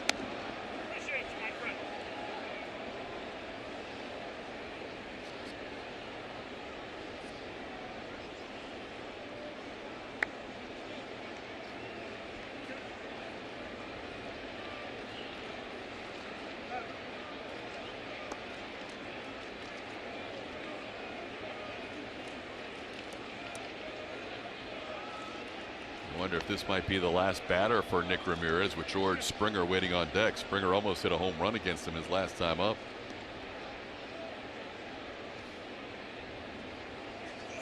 Little tapper.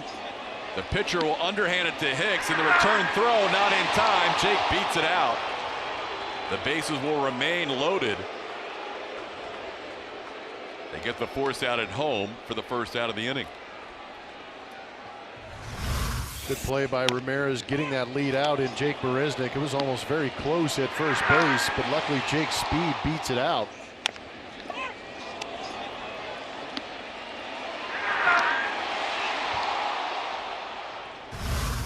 So that leaves them loaded for the American League Co-Player of the Week, George Springer.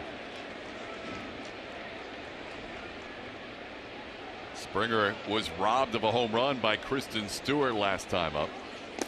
Takes one down low for ball one. Nick Ramirez has done a pretty good job, but I think a lot of it has to do with the fact he throws below hitting speed. Not used to dialing it down this much.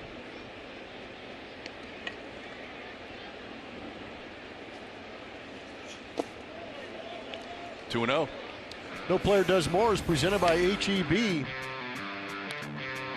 Dynamic duo in the last 25 games, the Bregman-Springer connection. 22 home runs and 51 RBIs and a golden opportunity sitting right in front of George Springer.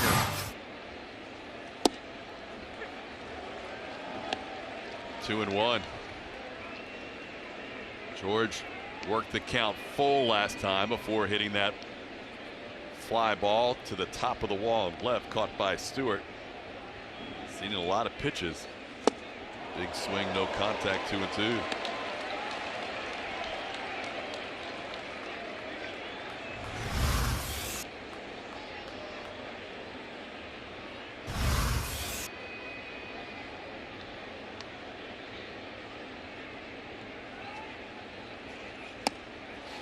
Down and in, that's a full count. Bases loaded, full count, 1 out.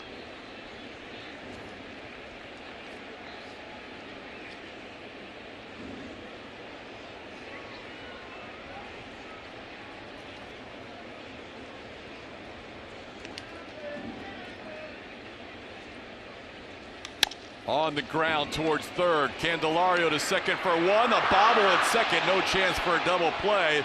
That's an RBI fielder's choice for Springer. The Astros now lead at 4-1.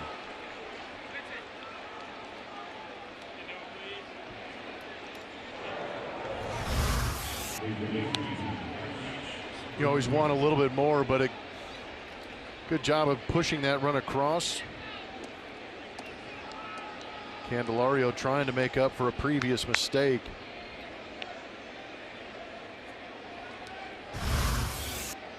Not sure even if he transferred cleanly if they would have turned it on George, but it would have been close.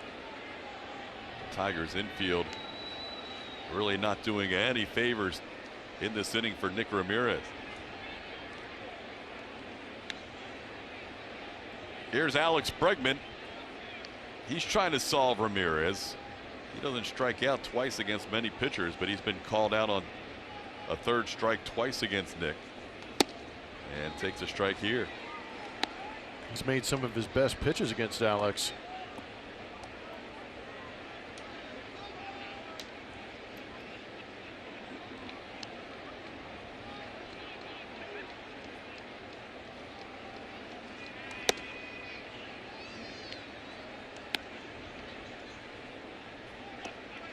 Springer with that RBI now up to 40 on the season. Pacing the way in the American League.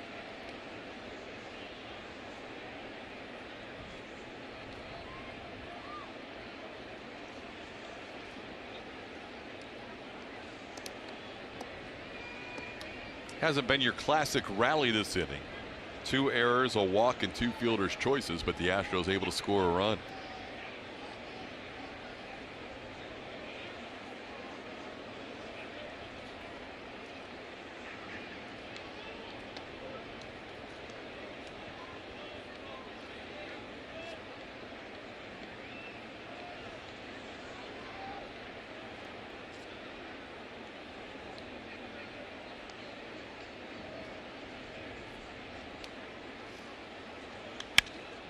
High fly ball, playable, center field. Jacoby Jones, can he see it? Yeah, he does. Finally puts it away for the final out.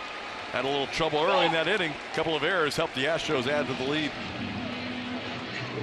Are driven by GMC. The Astros defensive runs saved on the season, by far the most in the American League. Josh Reddick, George Springer making great catches in right field respectively.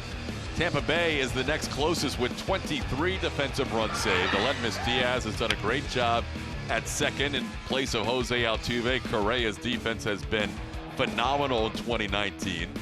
That play ended the game last night. As the Astros continue with all this offense and talk about starting pitching with Justin Verlander and Garrett Cole, the defense is a big part of the reason why the Astros have the best record in all of baseball. Absolutely. These pitchers are good enough to go out and win ball games on their own because they have so much swing and miss type stuff. But at the same time, when you do get hit, you want to be able to have guys that can run it down, make plays behind you, and that is a luxury that the Astros have. Kristen Stewart to right field. Springer is there in front of the track and puts it away for out number one. Well, we've seen it in this series. There's a big discrepancy between these two teams defensively, at least in this series. The Tigers have given the Astros all kinds of extra outs and extra base runners because of their defense. Yep, it's a big deal, and what that does is it adds to that pitch count. And we just saw it that last inning with Nick Ramirez. Who knows if he might have been able to go another inning, but he got taxed after giving up a couple of errors in that inning. Here's Nicholas Castellanos, who has struck out twice against Verlander. Verlander with 7 strikeouts as we play here in the 6th inning. Fangraphs did a recent story on the Astros defense. So you see them in the shift right here. And right now, long way to go in the season, but right now their defensive efficiency would be the highest since 1994. 2016 Cubs have the highest mark, followed by the 2001 Mariners and the 2011 Rays. Right now the Astros 9 points ahead of where the Cubs were when they set that mark 3 years ago. A lot of that is to do with the shifting and putting guys in the right spot, but it also has a lot to do with what the guys do when they're in that shift defensively. You just look around the infield and see the athletes. We already know about the outfielders. They've got 3 guys out there currently in this game that can all play center field and chase the ball down. But on the infield, you've got 3 shortstops. One of them's playing short, one's playing second, the other's playing third, and then you've got Yuli, who's accustomed to playing third base, playing first base. So there's some good athletes on that infield for the Houston Astros. Allows them to cover a little more ground, get good burst jumps.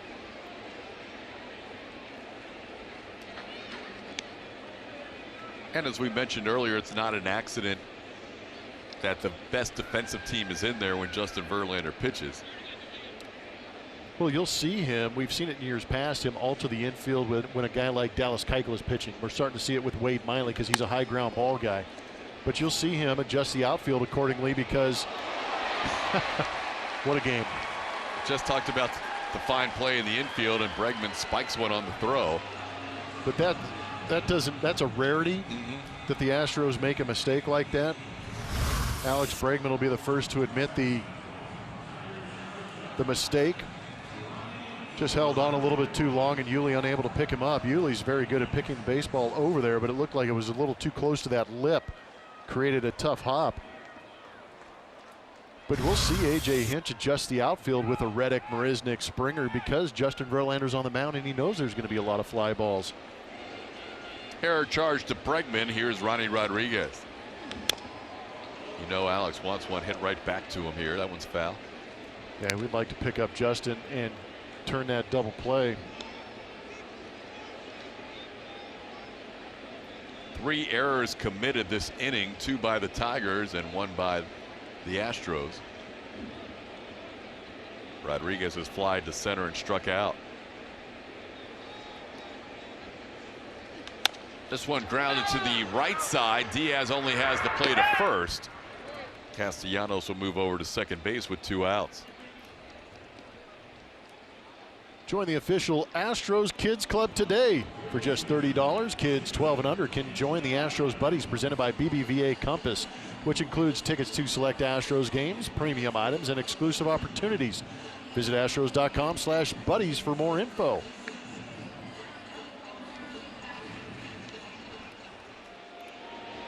Verlander now facing Jamer Candelario, who's flied to center and struck out.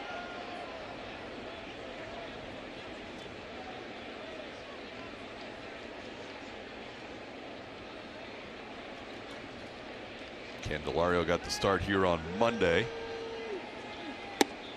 Picked up a base hit in that game. Just his second hit in the span of his last 33 at bats.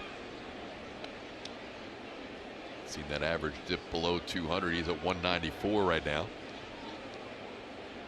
See how many extra pitches JV needs in this inning. Hopefully the error does not prove to be costly in this 4-1 game.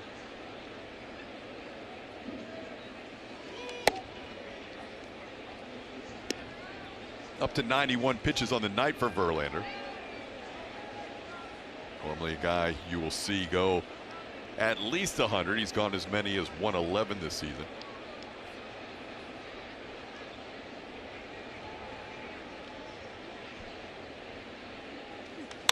Fly ball right field, playable for Springer, and George puts it away. An error and one man left on base. We're through 6. Astros lead 4-1. This day in Astros history is presented by Mercedes-Benz. Let's go all the way back to 2000, the first year at Minute Maid Park. It was called something else, but we'll just call it Minute Maid Park for the time being. 249 home runs, or most in franchise history, as those 2000 Astros proceeded to unload on their new confines. They were doing it at home and they were doing it on the road. It's always a lot of fun to watch Ken Caminiti go out there, and then Dimi Lodoggi. Richard Hidalgo in on the action. They had some powerful bats in that lineup. Biggio, Bagwell, Caminiti, Hidalgo, Bregman. Bring them on. It's like all those years of being repressed in the Astrodome. They just unloaded. Yeah. Moises Alou. How about some historical reference for that? Most home runs in a season in Major League Baseball history. 2018 Yankees hit 267. The 97 Mariners right behind that. But the 2019 Astros are on pace to hit 309.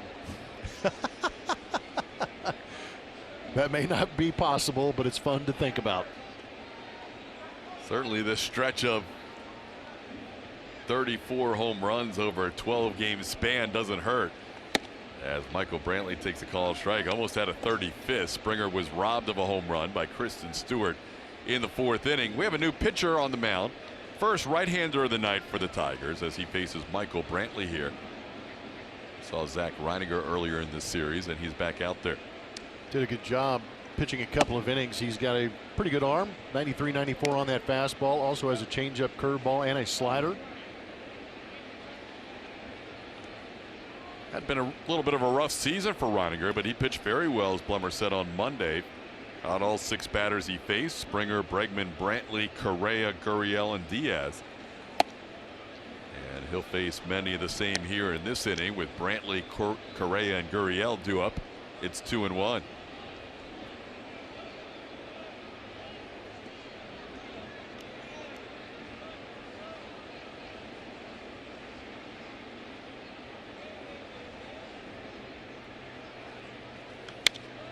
That one's out of play. 2-2.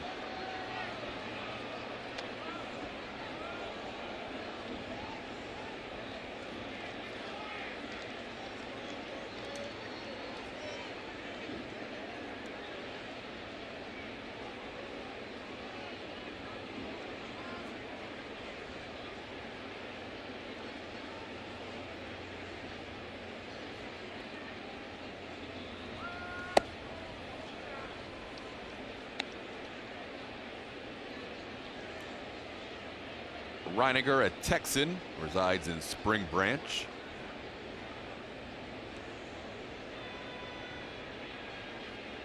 Went to high school there and then to Hill Junior College. And he walks the first batter. He faces Michael Brantley, a leadoff walk in the 7-second walk issued to Brantley tonight. So in an 11-game span coming into tonight, the Astros had hit 33 home runs. That matches the 1977 run for the Boston Red Sox in June And only one shy of a major league record for most home runs ever in 11 games, the Atlanta Braves in 2006 in July. But then below those teams, you'll see the most in a 12-game span and the most in a 13-game span. The Astros now sitting at 34. Still a shot to catch both of those records.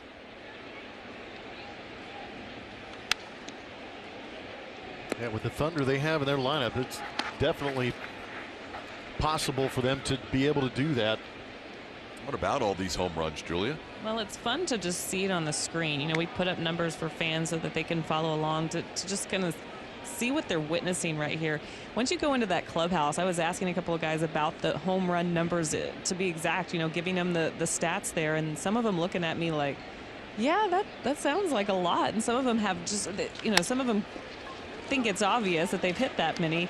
I think it was funny, though, listening to Josh Reddick talk about it, as he was completely unaware to some of these stats and didn't really care. He just knows that they're having a lot of fun. They're playing really well. But he did say, you know, you can look around this clubhouse right now. There are guys that know every stat. They know where we are in slugging. They know where we are in OPS. And some of us aren't. Some of us are just going out there and we just like to swing in. So it's a little bit of everything in here. They're obviously not watching our broadcast because we're giving all kinds of great stats right now for what they're doing. But it is interesting to see how they view it. At the end of the day, they're all just really enjoying the show. Here's Yuli. Julia, who's a guy who might know the stats? If Josh is definitely one of those that doesn't. Bregman knows. There's a few. Yeah, I mean, I would say more of them know than don't know. But Alex pays close attention, huh? Yeah, you know, and after the games, they'll watch other broadcasts of other games. So it's not like they know their own stats. Yuli pops up to end the inning. 7th inning stretch time at Comerica Park, and that means it's time for us to head to our rooms to go lounge with Bart Ennis and Mike Stanton. Reveal the results of our Chevy Stroh poll. Which legendary Astros pitcher would motivate you to come to the ballpark on a night he was starting? Nolan Ryan. 63%. My goodness. It's kind of a runaway, isn't it? It is, considering the names he was going against. And those are all guys that you've got to think added to the turnstile the nights they pitched. The Rocket, the Unit, Big JR. Nolan Ryan fan in attendance tonight at Comerica Park.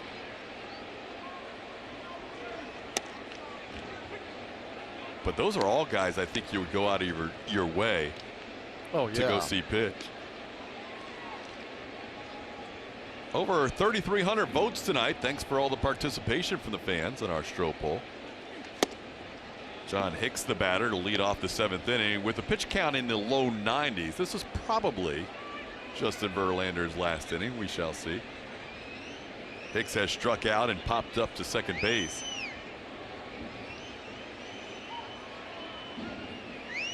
And he picks up a strikeout here. Hicks goes down swinging. That's 8 of them for Verlander. And the first out of the 7th inning. Time now for Scott's Triple Threat. They took a poll on MLB.com and asked 46 voters early on this year, who would you vote for in the American League for the Cy Young Award? Justin got 32 of those 46 votes. Matthew Boyd, who we saw here pitch on Monday, also had 7 votes. This is before his outing. Jose Barrios went and got a couple of votes. But JV. Yeah, that was close.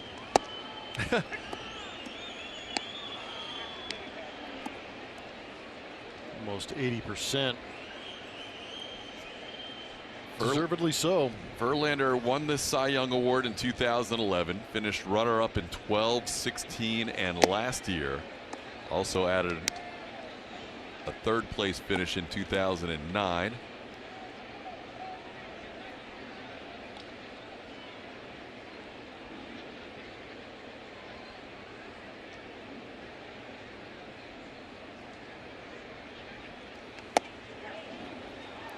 And he is working quickly through the Tigers lineup here in the bottom half of the 7th inning. Josh Harrison goes down looking. That's 9 strikeouts for JV. We see him as he smells the finish line, usually gets stronger as he goes. He's not happy with some of these Detroit hitters. He's just going right after them and getting rid of them.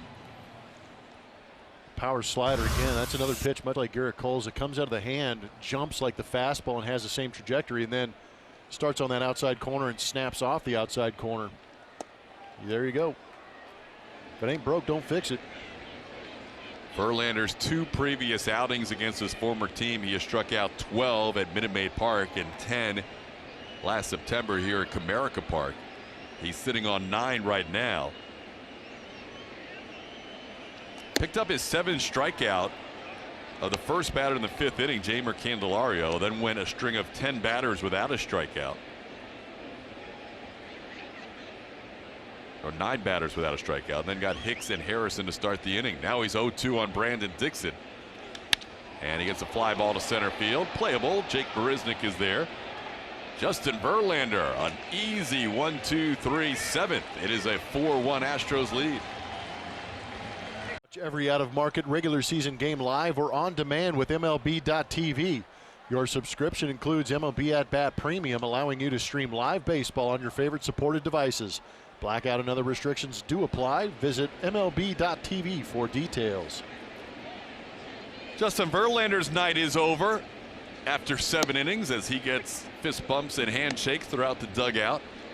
He follows up a 1-hit 7-inning outing with a 2-hit 7-inning outing. That is pretty solid back-to-back starts. As a ground ball off the bat of Aledmys Diaz is fielded by Candelario, and Diaz gets down the line nicely, but he's thrown out by a half a step for the first out of the 8th. In both of JV's last 2 starts, he's allowed 2 walks. So 1 hit and 2 walks last start, 2 hits and 2 walks tonight. Only scary moment came in that 5th inning when he had the bases loaded after 2 were out and nobody was on. Triple to Harrison, then he kind of lost the zone for a couple of batters, walked 2, and Nico Goodrum lined out to second. That was really the only rally and the only threat for the Tigers all night long, other than the home run. Yeah, they needed a little help from Verlander to create that situation, like TK's saying, with the 2 walks, the bottom part of the order. Maybe it was being out of the set, we're not sure, but he was able to work out of it because Aledmys Diaz was in the right spot. Reddick sends one to center. Zach Reininger continues to pitch well here against the Astros in this series. 2 outs in the inning.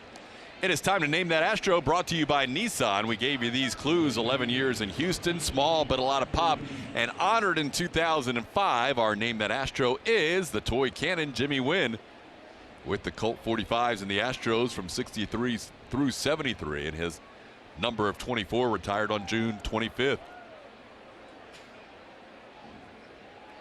He was a good one. June 25, 05, when Toy Cannon had that number retired. Here's Robinson Chirinos, and there's a strike from Reininger.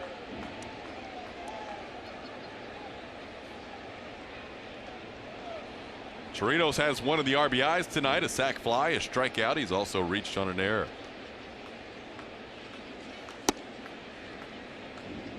Justin ended the night with 9 strikeouts. That puts his career total for strikeouts at 2783. He is in 22nd place all time. He's now 15 shy of Cy Young for 21st. Chirinos into shallow center. Long run. Jones still coming, and he won't get there. This ball's going to fall in. Chirinos going for second, and he will stand up with a double. Well, we mentioned Jones plays pretty deep in center field, and that ball was in the air for a little while, and it fell in for a double. No, you're exactly right, TK. That's what allowed Robinson Chirinos to get this knock, but the hustle is what got him the double. And your pregame guest mentioned the advantages of playing shallow. Yeah, and I really feel the same way Jake does, because I believe in his talent, but I also believe that playing a little more shallow, you're going to see a higher percentage of baseballs in front of you than you are over you, because you're not anticipating the well-hit baseball. You're anticipating the jam shots, the pop-ups. Those are the ones you want to eliminate, the soft-hit baseballs. If a guy earns it and hits it over your head, you give it to him or you try and track it down. Well, Chirinos will take that double, his 8th of the season, which is the most amongst all AL catchers. And here is Jake Marisnick. Jake is 1 for 3 tonight. And sends one towards right center field. This is slicing away from Jones. It's going to get down to the wall. Jake's on the move. Chirino scores. Jake's going to go to third. And Marisnick's going to get there with a triple. It is 5-1 Astros on Marisnick's RBI with 2 outs in the 8th. Great job, Jake Marisnick. You know what he's doing a good job of, and we showed you those hot cold zones earlier, is he's doing a good job with the inside pitches, bringing those hands through nicely and creating that lag and then that late pop going to the opposite field. Because there's a lot of times in years past we'd see Jake roll that ball over. Now we're seeing him drive it the other way. And again, I haven't been too impressed. I know that this field lends itself to a lot of triples, but I haven't seen too many aggressive outfielders for the Tigers really going to get the baseball and rushing it back in. You take any kind of time, a guy like Jake Marisnick is going to take that extra 90 feet easy. Well, George trying to get on the board for the first time tonight. He does have an RBI, but he's 0 for 4. A couple of ground outs, a strikeout, and a flyout.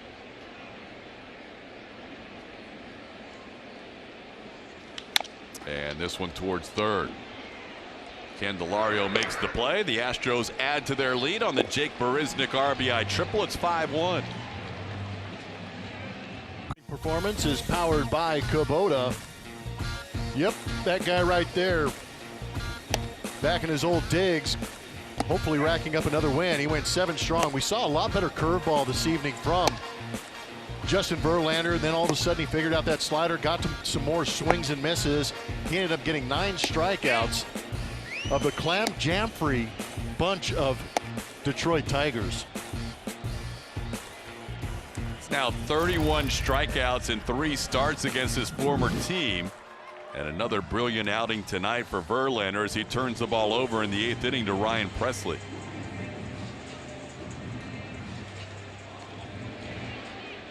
There's Ryan Presley. Saw him pitch in this series. Got himself an excellent inning. He's a high spin guy, creating a lot of swing and miss. Throws a lot of strikes and delivers a strike at 95 to Jacoby Jones to start this inning. There's the numbers in 16 games for Ryan Presley. For your viewing pleasure, they are extremely good.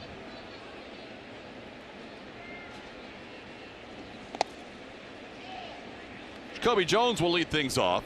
Jones accounting for the only Tigers run against Verlander with a home run with 2 outs in the 3rd inning.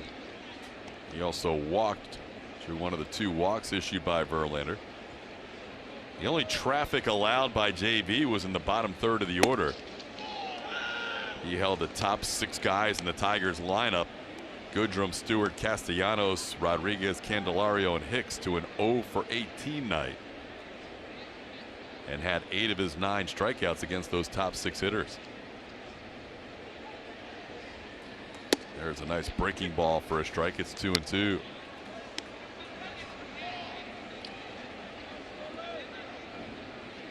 Presley pitched on Monday night.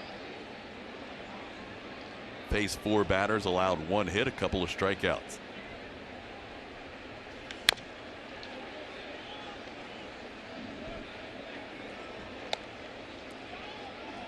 Astros, who have been scoring runs by the bunches lately, tonight really worked for their runs, with the exception of the Alex Bregman home run. They've manufactured single runs the rest of the way. Bregman a solo shot in the 1st, and then a run in the 2nd, 4th, 6th, and 8th. Called 3rd strike. He broke it over on the inside corner. Jones thought it was in, and Presley picks up a strikeout of the first batter he faces. Not exactly where he wanted, but still a good job of being able to keep that pitch on the plate with that spin rate he creates. Good job by Chirinos letting that umpire see that pitch all the way in also. Now here's Nico Goodrum. Goodrum almost had a big hit with the bases loaded his last time up. Get into a line drive out to end the 5th inning. It's a pretty good visual. It gives you that illusion that it's coming at you and going to stay on the inside corner, but he's able to spin it back on that inside corner just barely.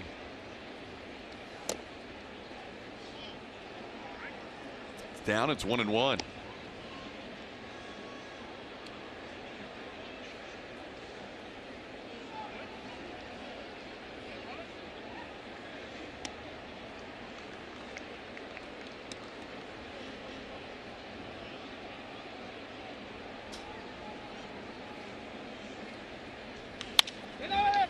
Diaz backhands, goes down to a knee to get Goodrum for the second out.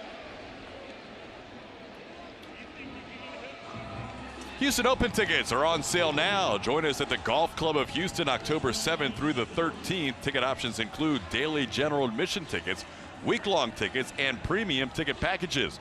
Proceeds from this year's tournament benefits the Astros Foundation. To purchase ticket packages, visit HoustonOpenGolf.com.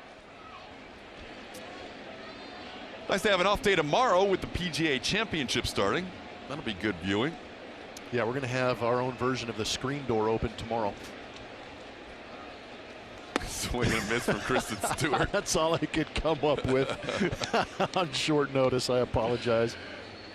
We're going to tee it up a little bit on the off day, weather permitting. It probably play through a couple raindrops. It shouldn't be too bad. Stewart 0 for 3 tonight, a ground out, a strikeout, and a flyout. But Bethpage Black. Oh, man. Public course over there in New York, not far from Manhattan. Any golf course that comes with a warning on it is a little frightening, but that'll be a lot of fun to watch those guys get after it.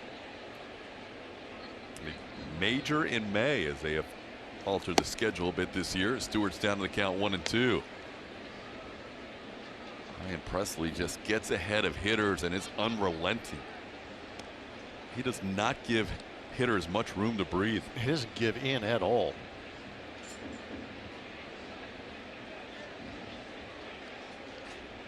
Trino setting up outside. He gets a swing and a miss. Presley, a 1-2-3 inning. The scoreless streak continues. 38 games, 37 innings. Ryan Presley's been brilliant as an Astro. Our player is brought to you by TXU Energy. Jake Day, actually Jake's series, if you will. He played in 2 of the 3 here tonight with a couple of RBI, the RBI single in the 2nd, the RBI triple in the 8th. But it has been a very nice series. Remember, he was hit by a pitch on Monday, so didn't play yesterday. But in that first game of the series, we saw him with a huge home run, the 2-run home run. Just some big swings we've seen from Jake, and he's really been good all season long. But the sporadic playing time has been challenging, so for him to keep it up and to have these stretches has been really impressive. And AJ even said if he keeps getting these big hits, then I'm going to keep wanting him out there. TK? Absolutely. He's had quite a year offensively.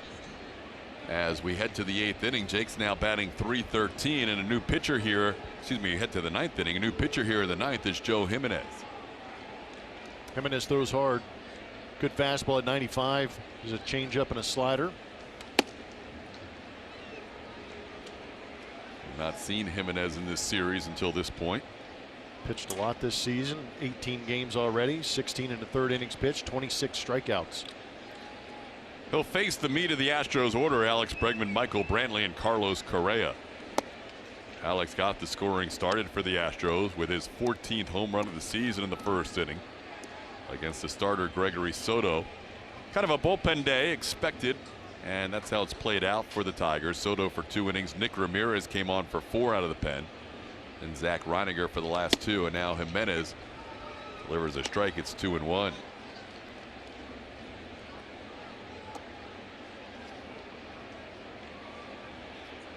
Alex with 9 home runs and 20 runs batted in the month of May. Roberto Osuna, we haven't seen him in this series.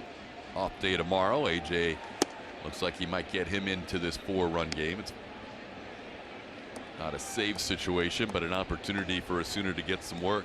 Day off tomorrow. Yep. It's a good day off. 26 out of 27 they've played. Yeah. Man, I needed it. Days off are great. We've had almost all the days off this year on the road, it seems. Yeah, that has been unfortunate for us.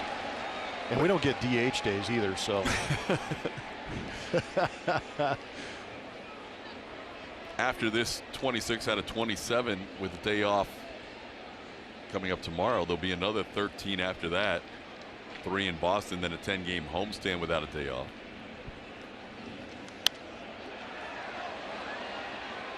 Should be a really good series coming up this weekend. Boston's starting to play their best baseball of the year.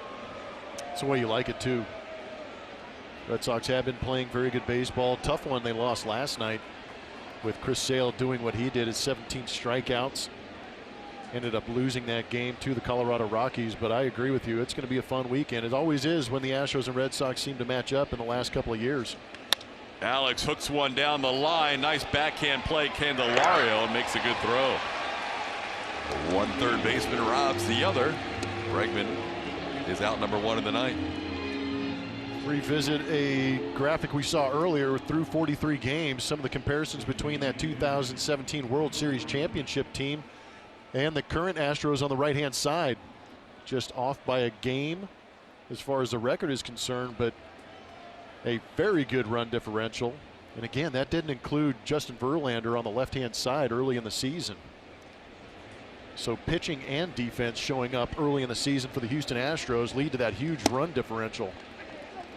And keep in mind, too, with this schedule, the Astros in playing the Tigers, this is just the 3rd series this year that a team's come in with a losing record facing the Astros. Great call. So they haven't played a lot of the bottom half teams in the divisions. But when they have, they've taken care of business for the most part. Just one loss to the Kansas City Royals in that series at Minute Maid Park. Stay tuned after the game for the Astros post-game show presented by Whataburger. Bart Ennis and Mike Stanton will discuss some of these following topics. Alex Bregman's 14th home run. Justin Verlander dealing again. Great back-to-back outings for Verlander as he faces his team, former team here at Comerica Park for the 2nd time. And we will preview that series we're talking about, the Red Sox and the Astros, beginning on Friday. We will have bookend coverage of that weekend series Friday and Sunday. We will not be on the air on AT&T for a Saturday contest, which will be a national broadcast. Well, Michael Brantley and George Springer had been tied for every game of this series, and barring something unusual, if they don't get another at bat tonight, they're going to end tonight tied.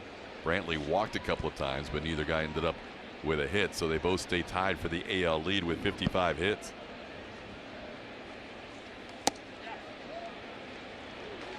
Correa has a couple of hits tonight. Carlos 2 for 4. Has that average up to 303.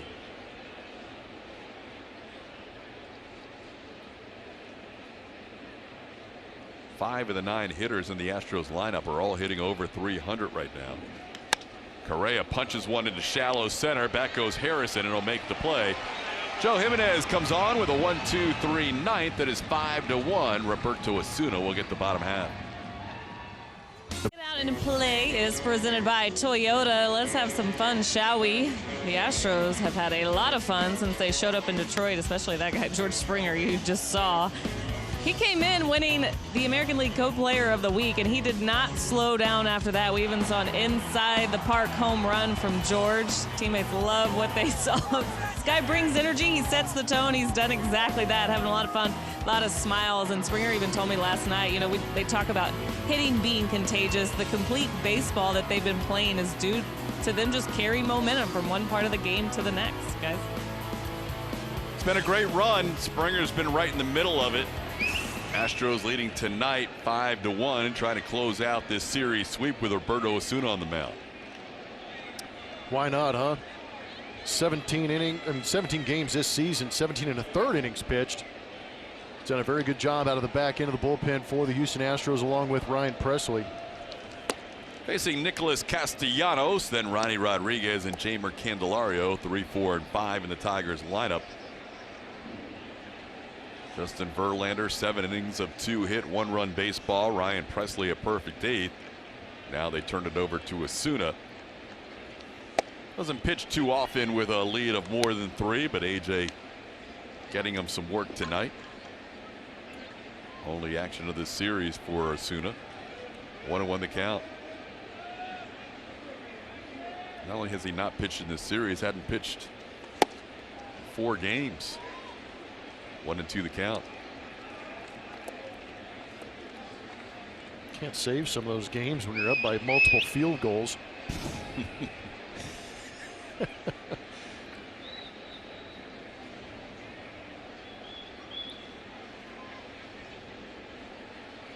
Swing and a miss. Osuna takes care of Castellanos. He's a strikeout victim. That's 12 strikeouts for Astros pitching tonight. And 1 out in the 9th. Excellent job by Osuna. Not messing around.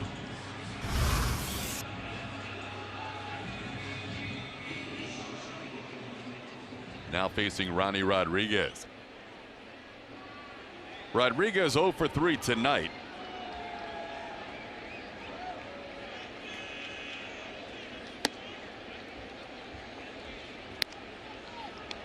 Batting fourth for the first time, coming in 4 for 7 on the series. He's now 4 for 10. 3 runs batted in and a home run. There's a strike. It's 1-1.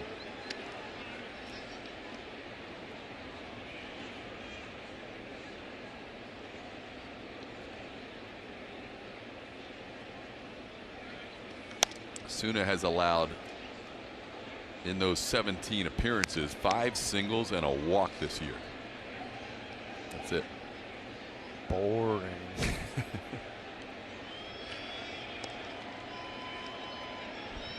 Boring is good out of the bullpen. We know that. He walked a batter Thursday against the Rangers. It was his first hitter of the season he walked, and had gone 22 straight games without a walk before that. 2-2 to Rodriguez.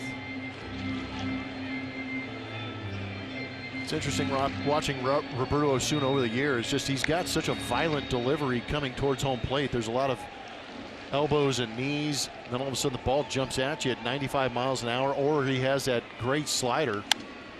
But he'll also throw that pitch right there as a changeup right on right. So you get that quick motion coming at you, and then the ball just never gets there. He's got several pitches. He's able to change the speeds on all of them, create break out of all of them. He hesitates. He quick pitches. For 24 years old, just way ahead of what some other guys are doing in the game. And it's amazing he usually keeps that command whenever he quick pitches or hesitates. It's a great point. Still able to maintain the release point.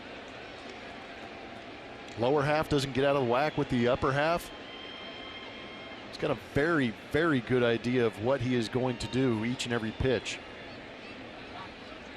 Swing and a miss. He strikes out Rodriguez. Back-to-back strikeouts for Osuna. 2 away in the 9th.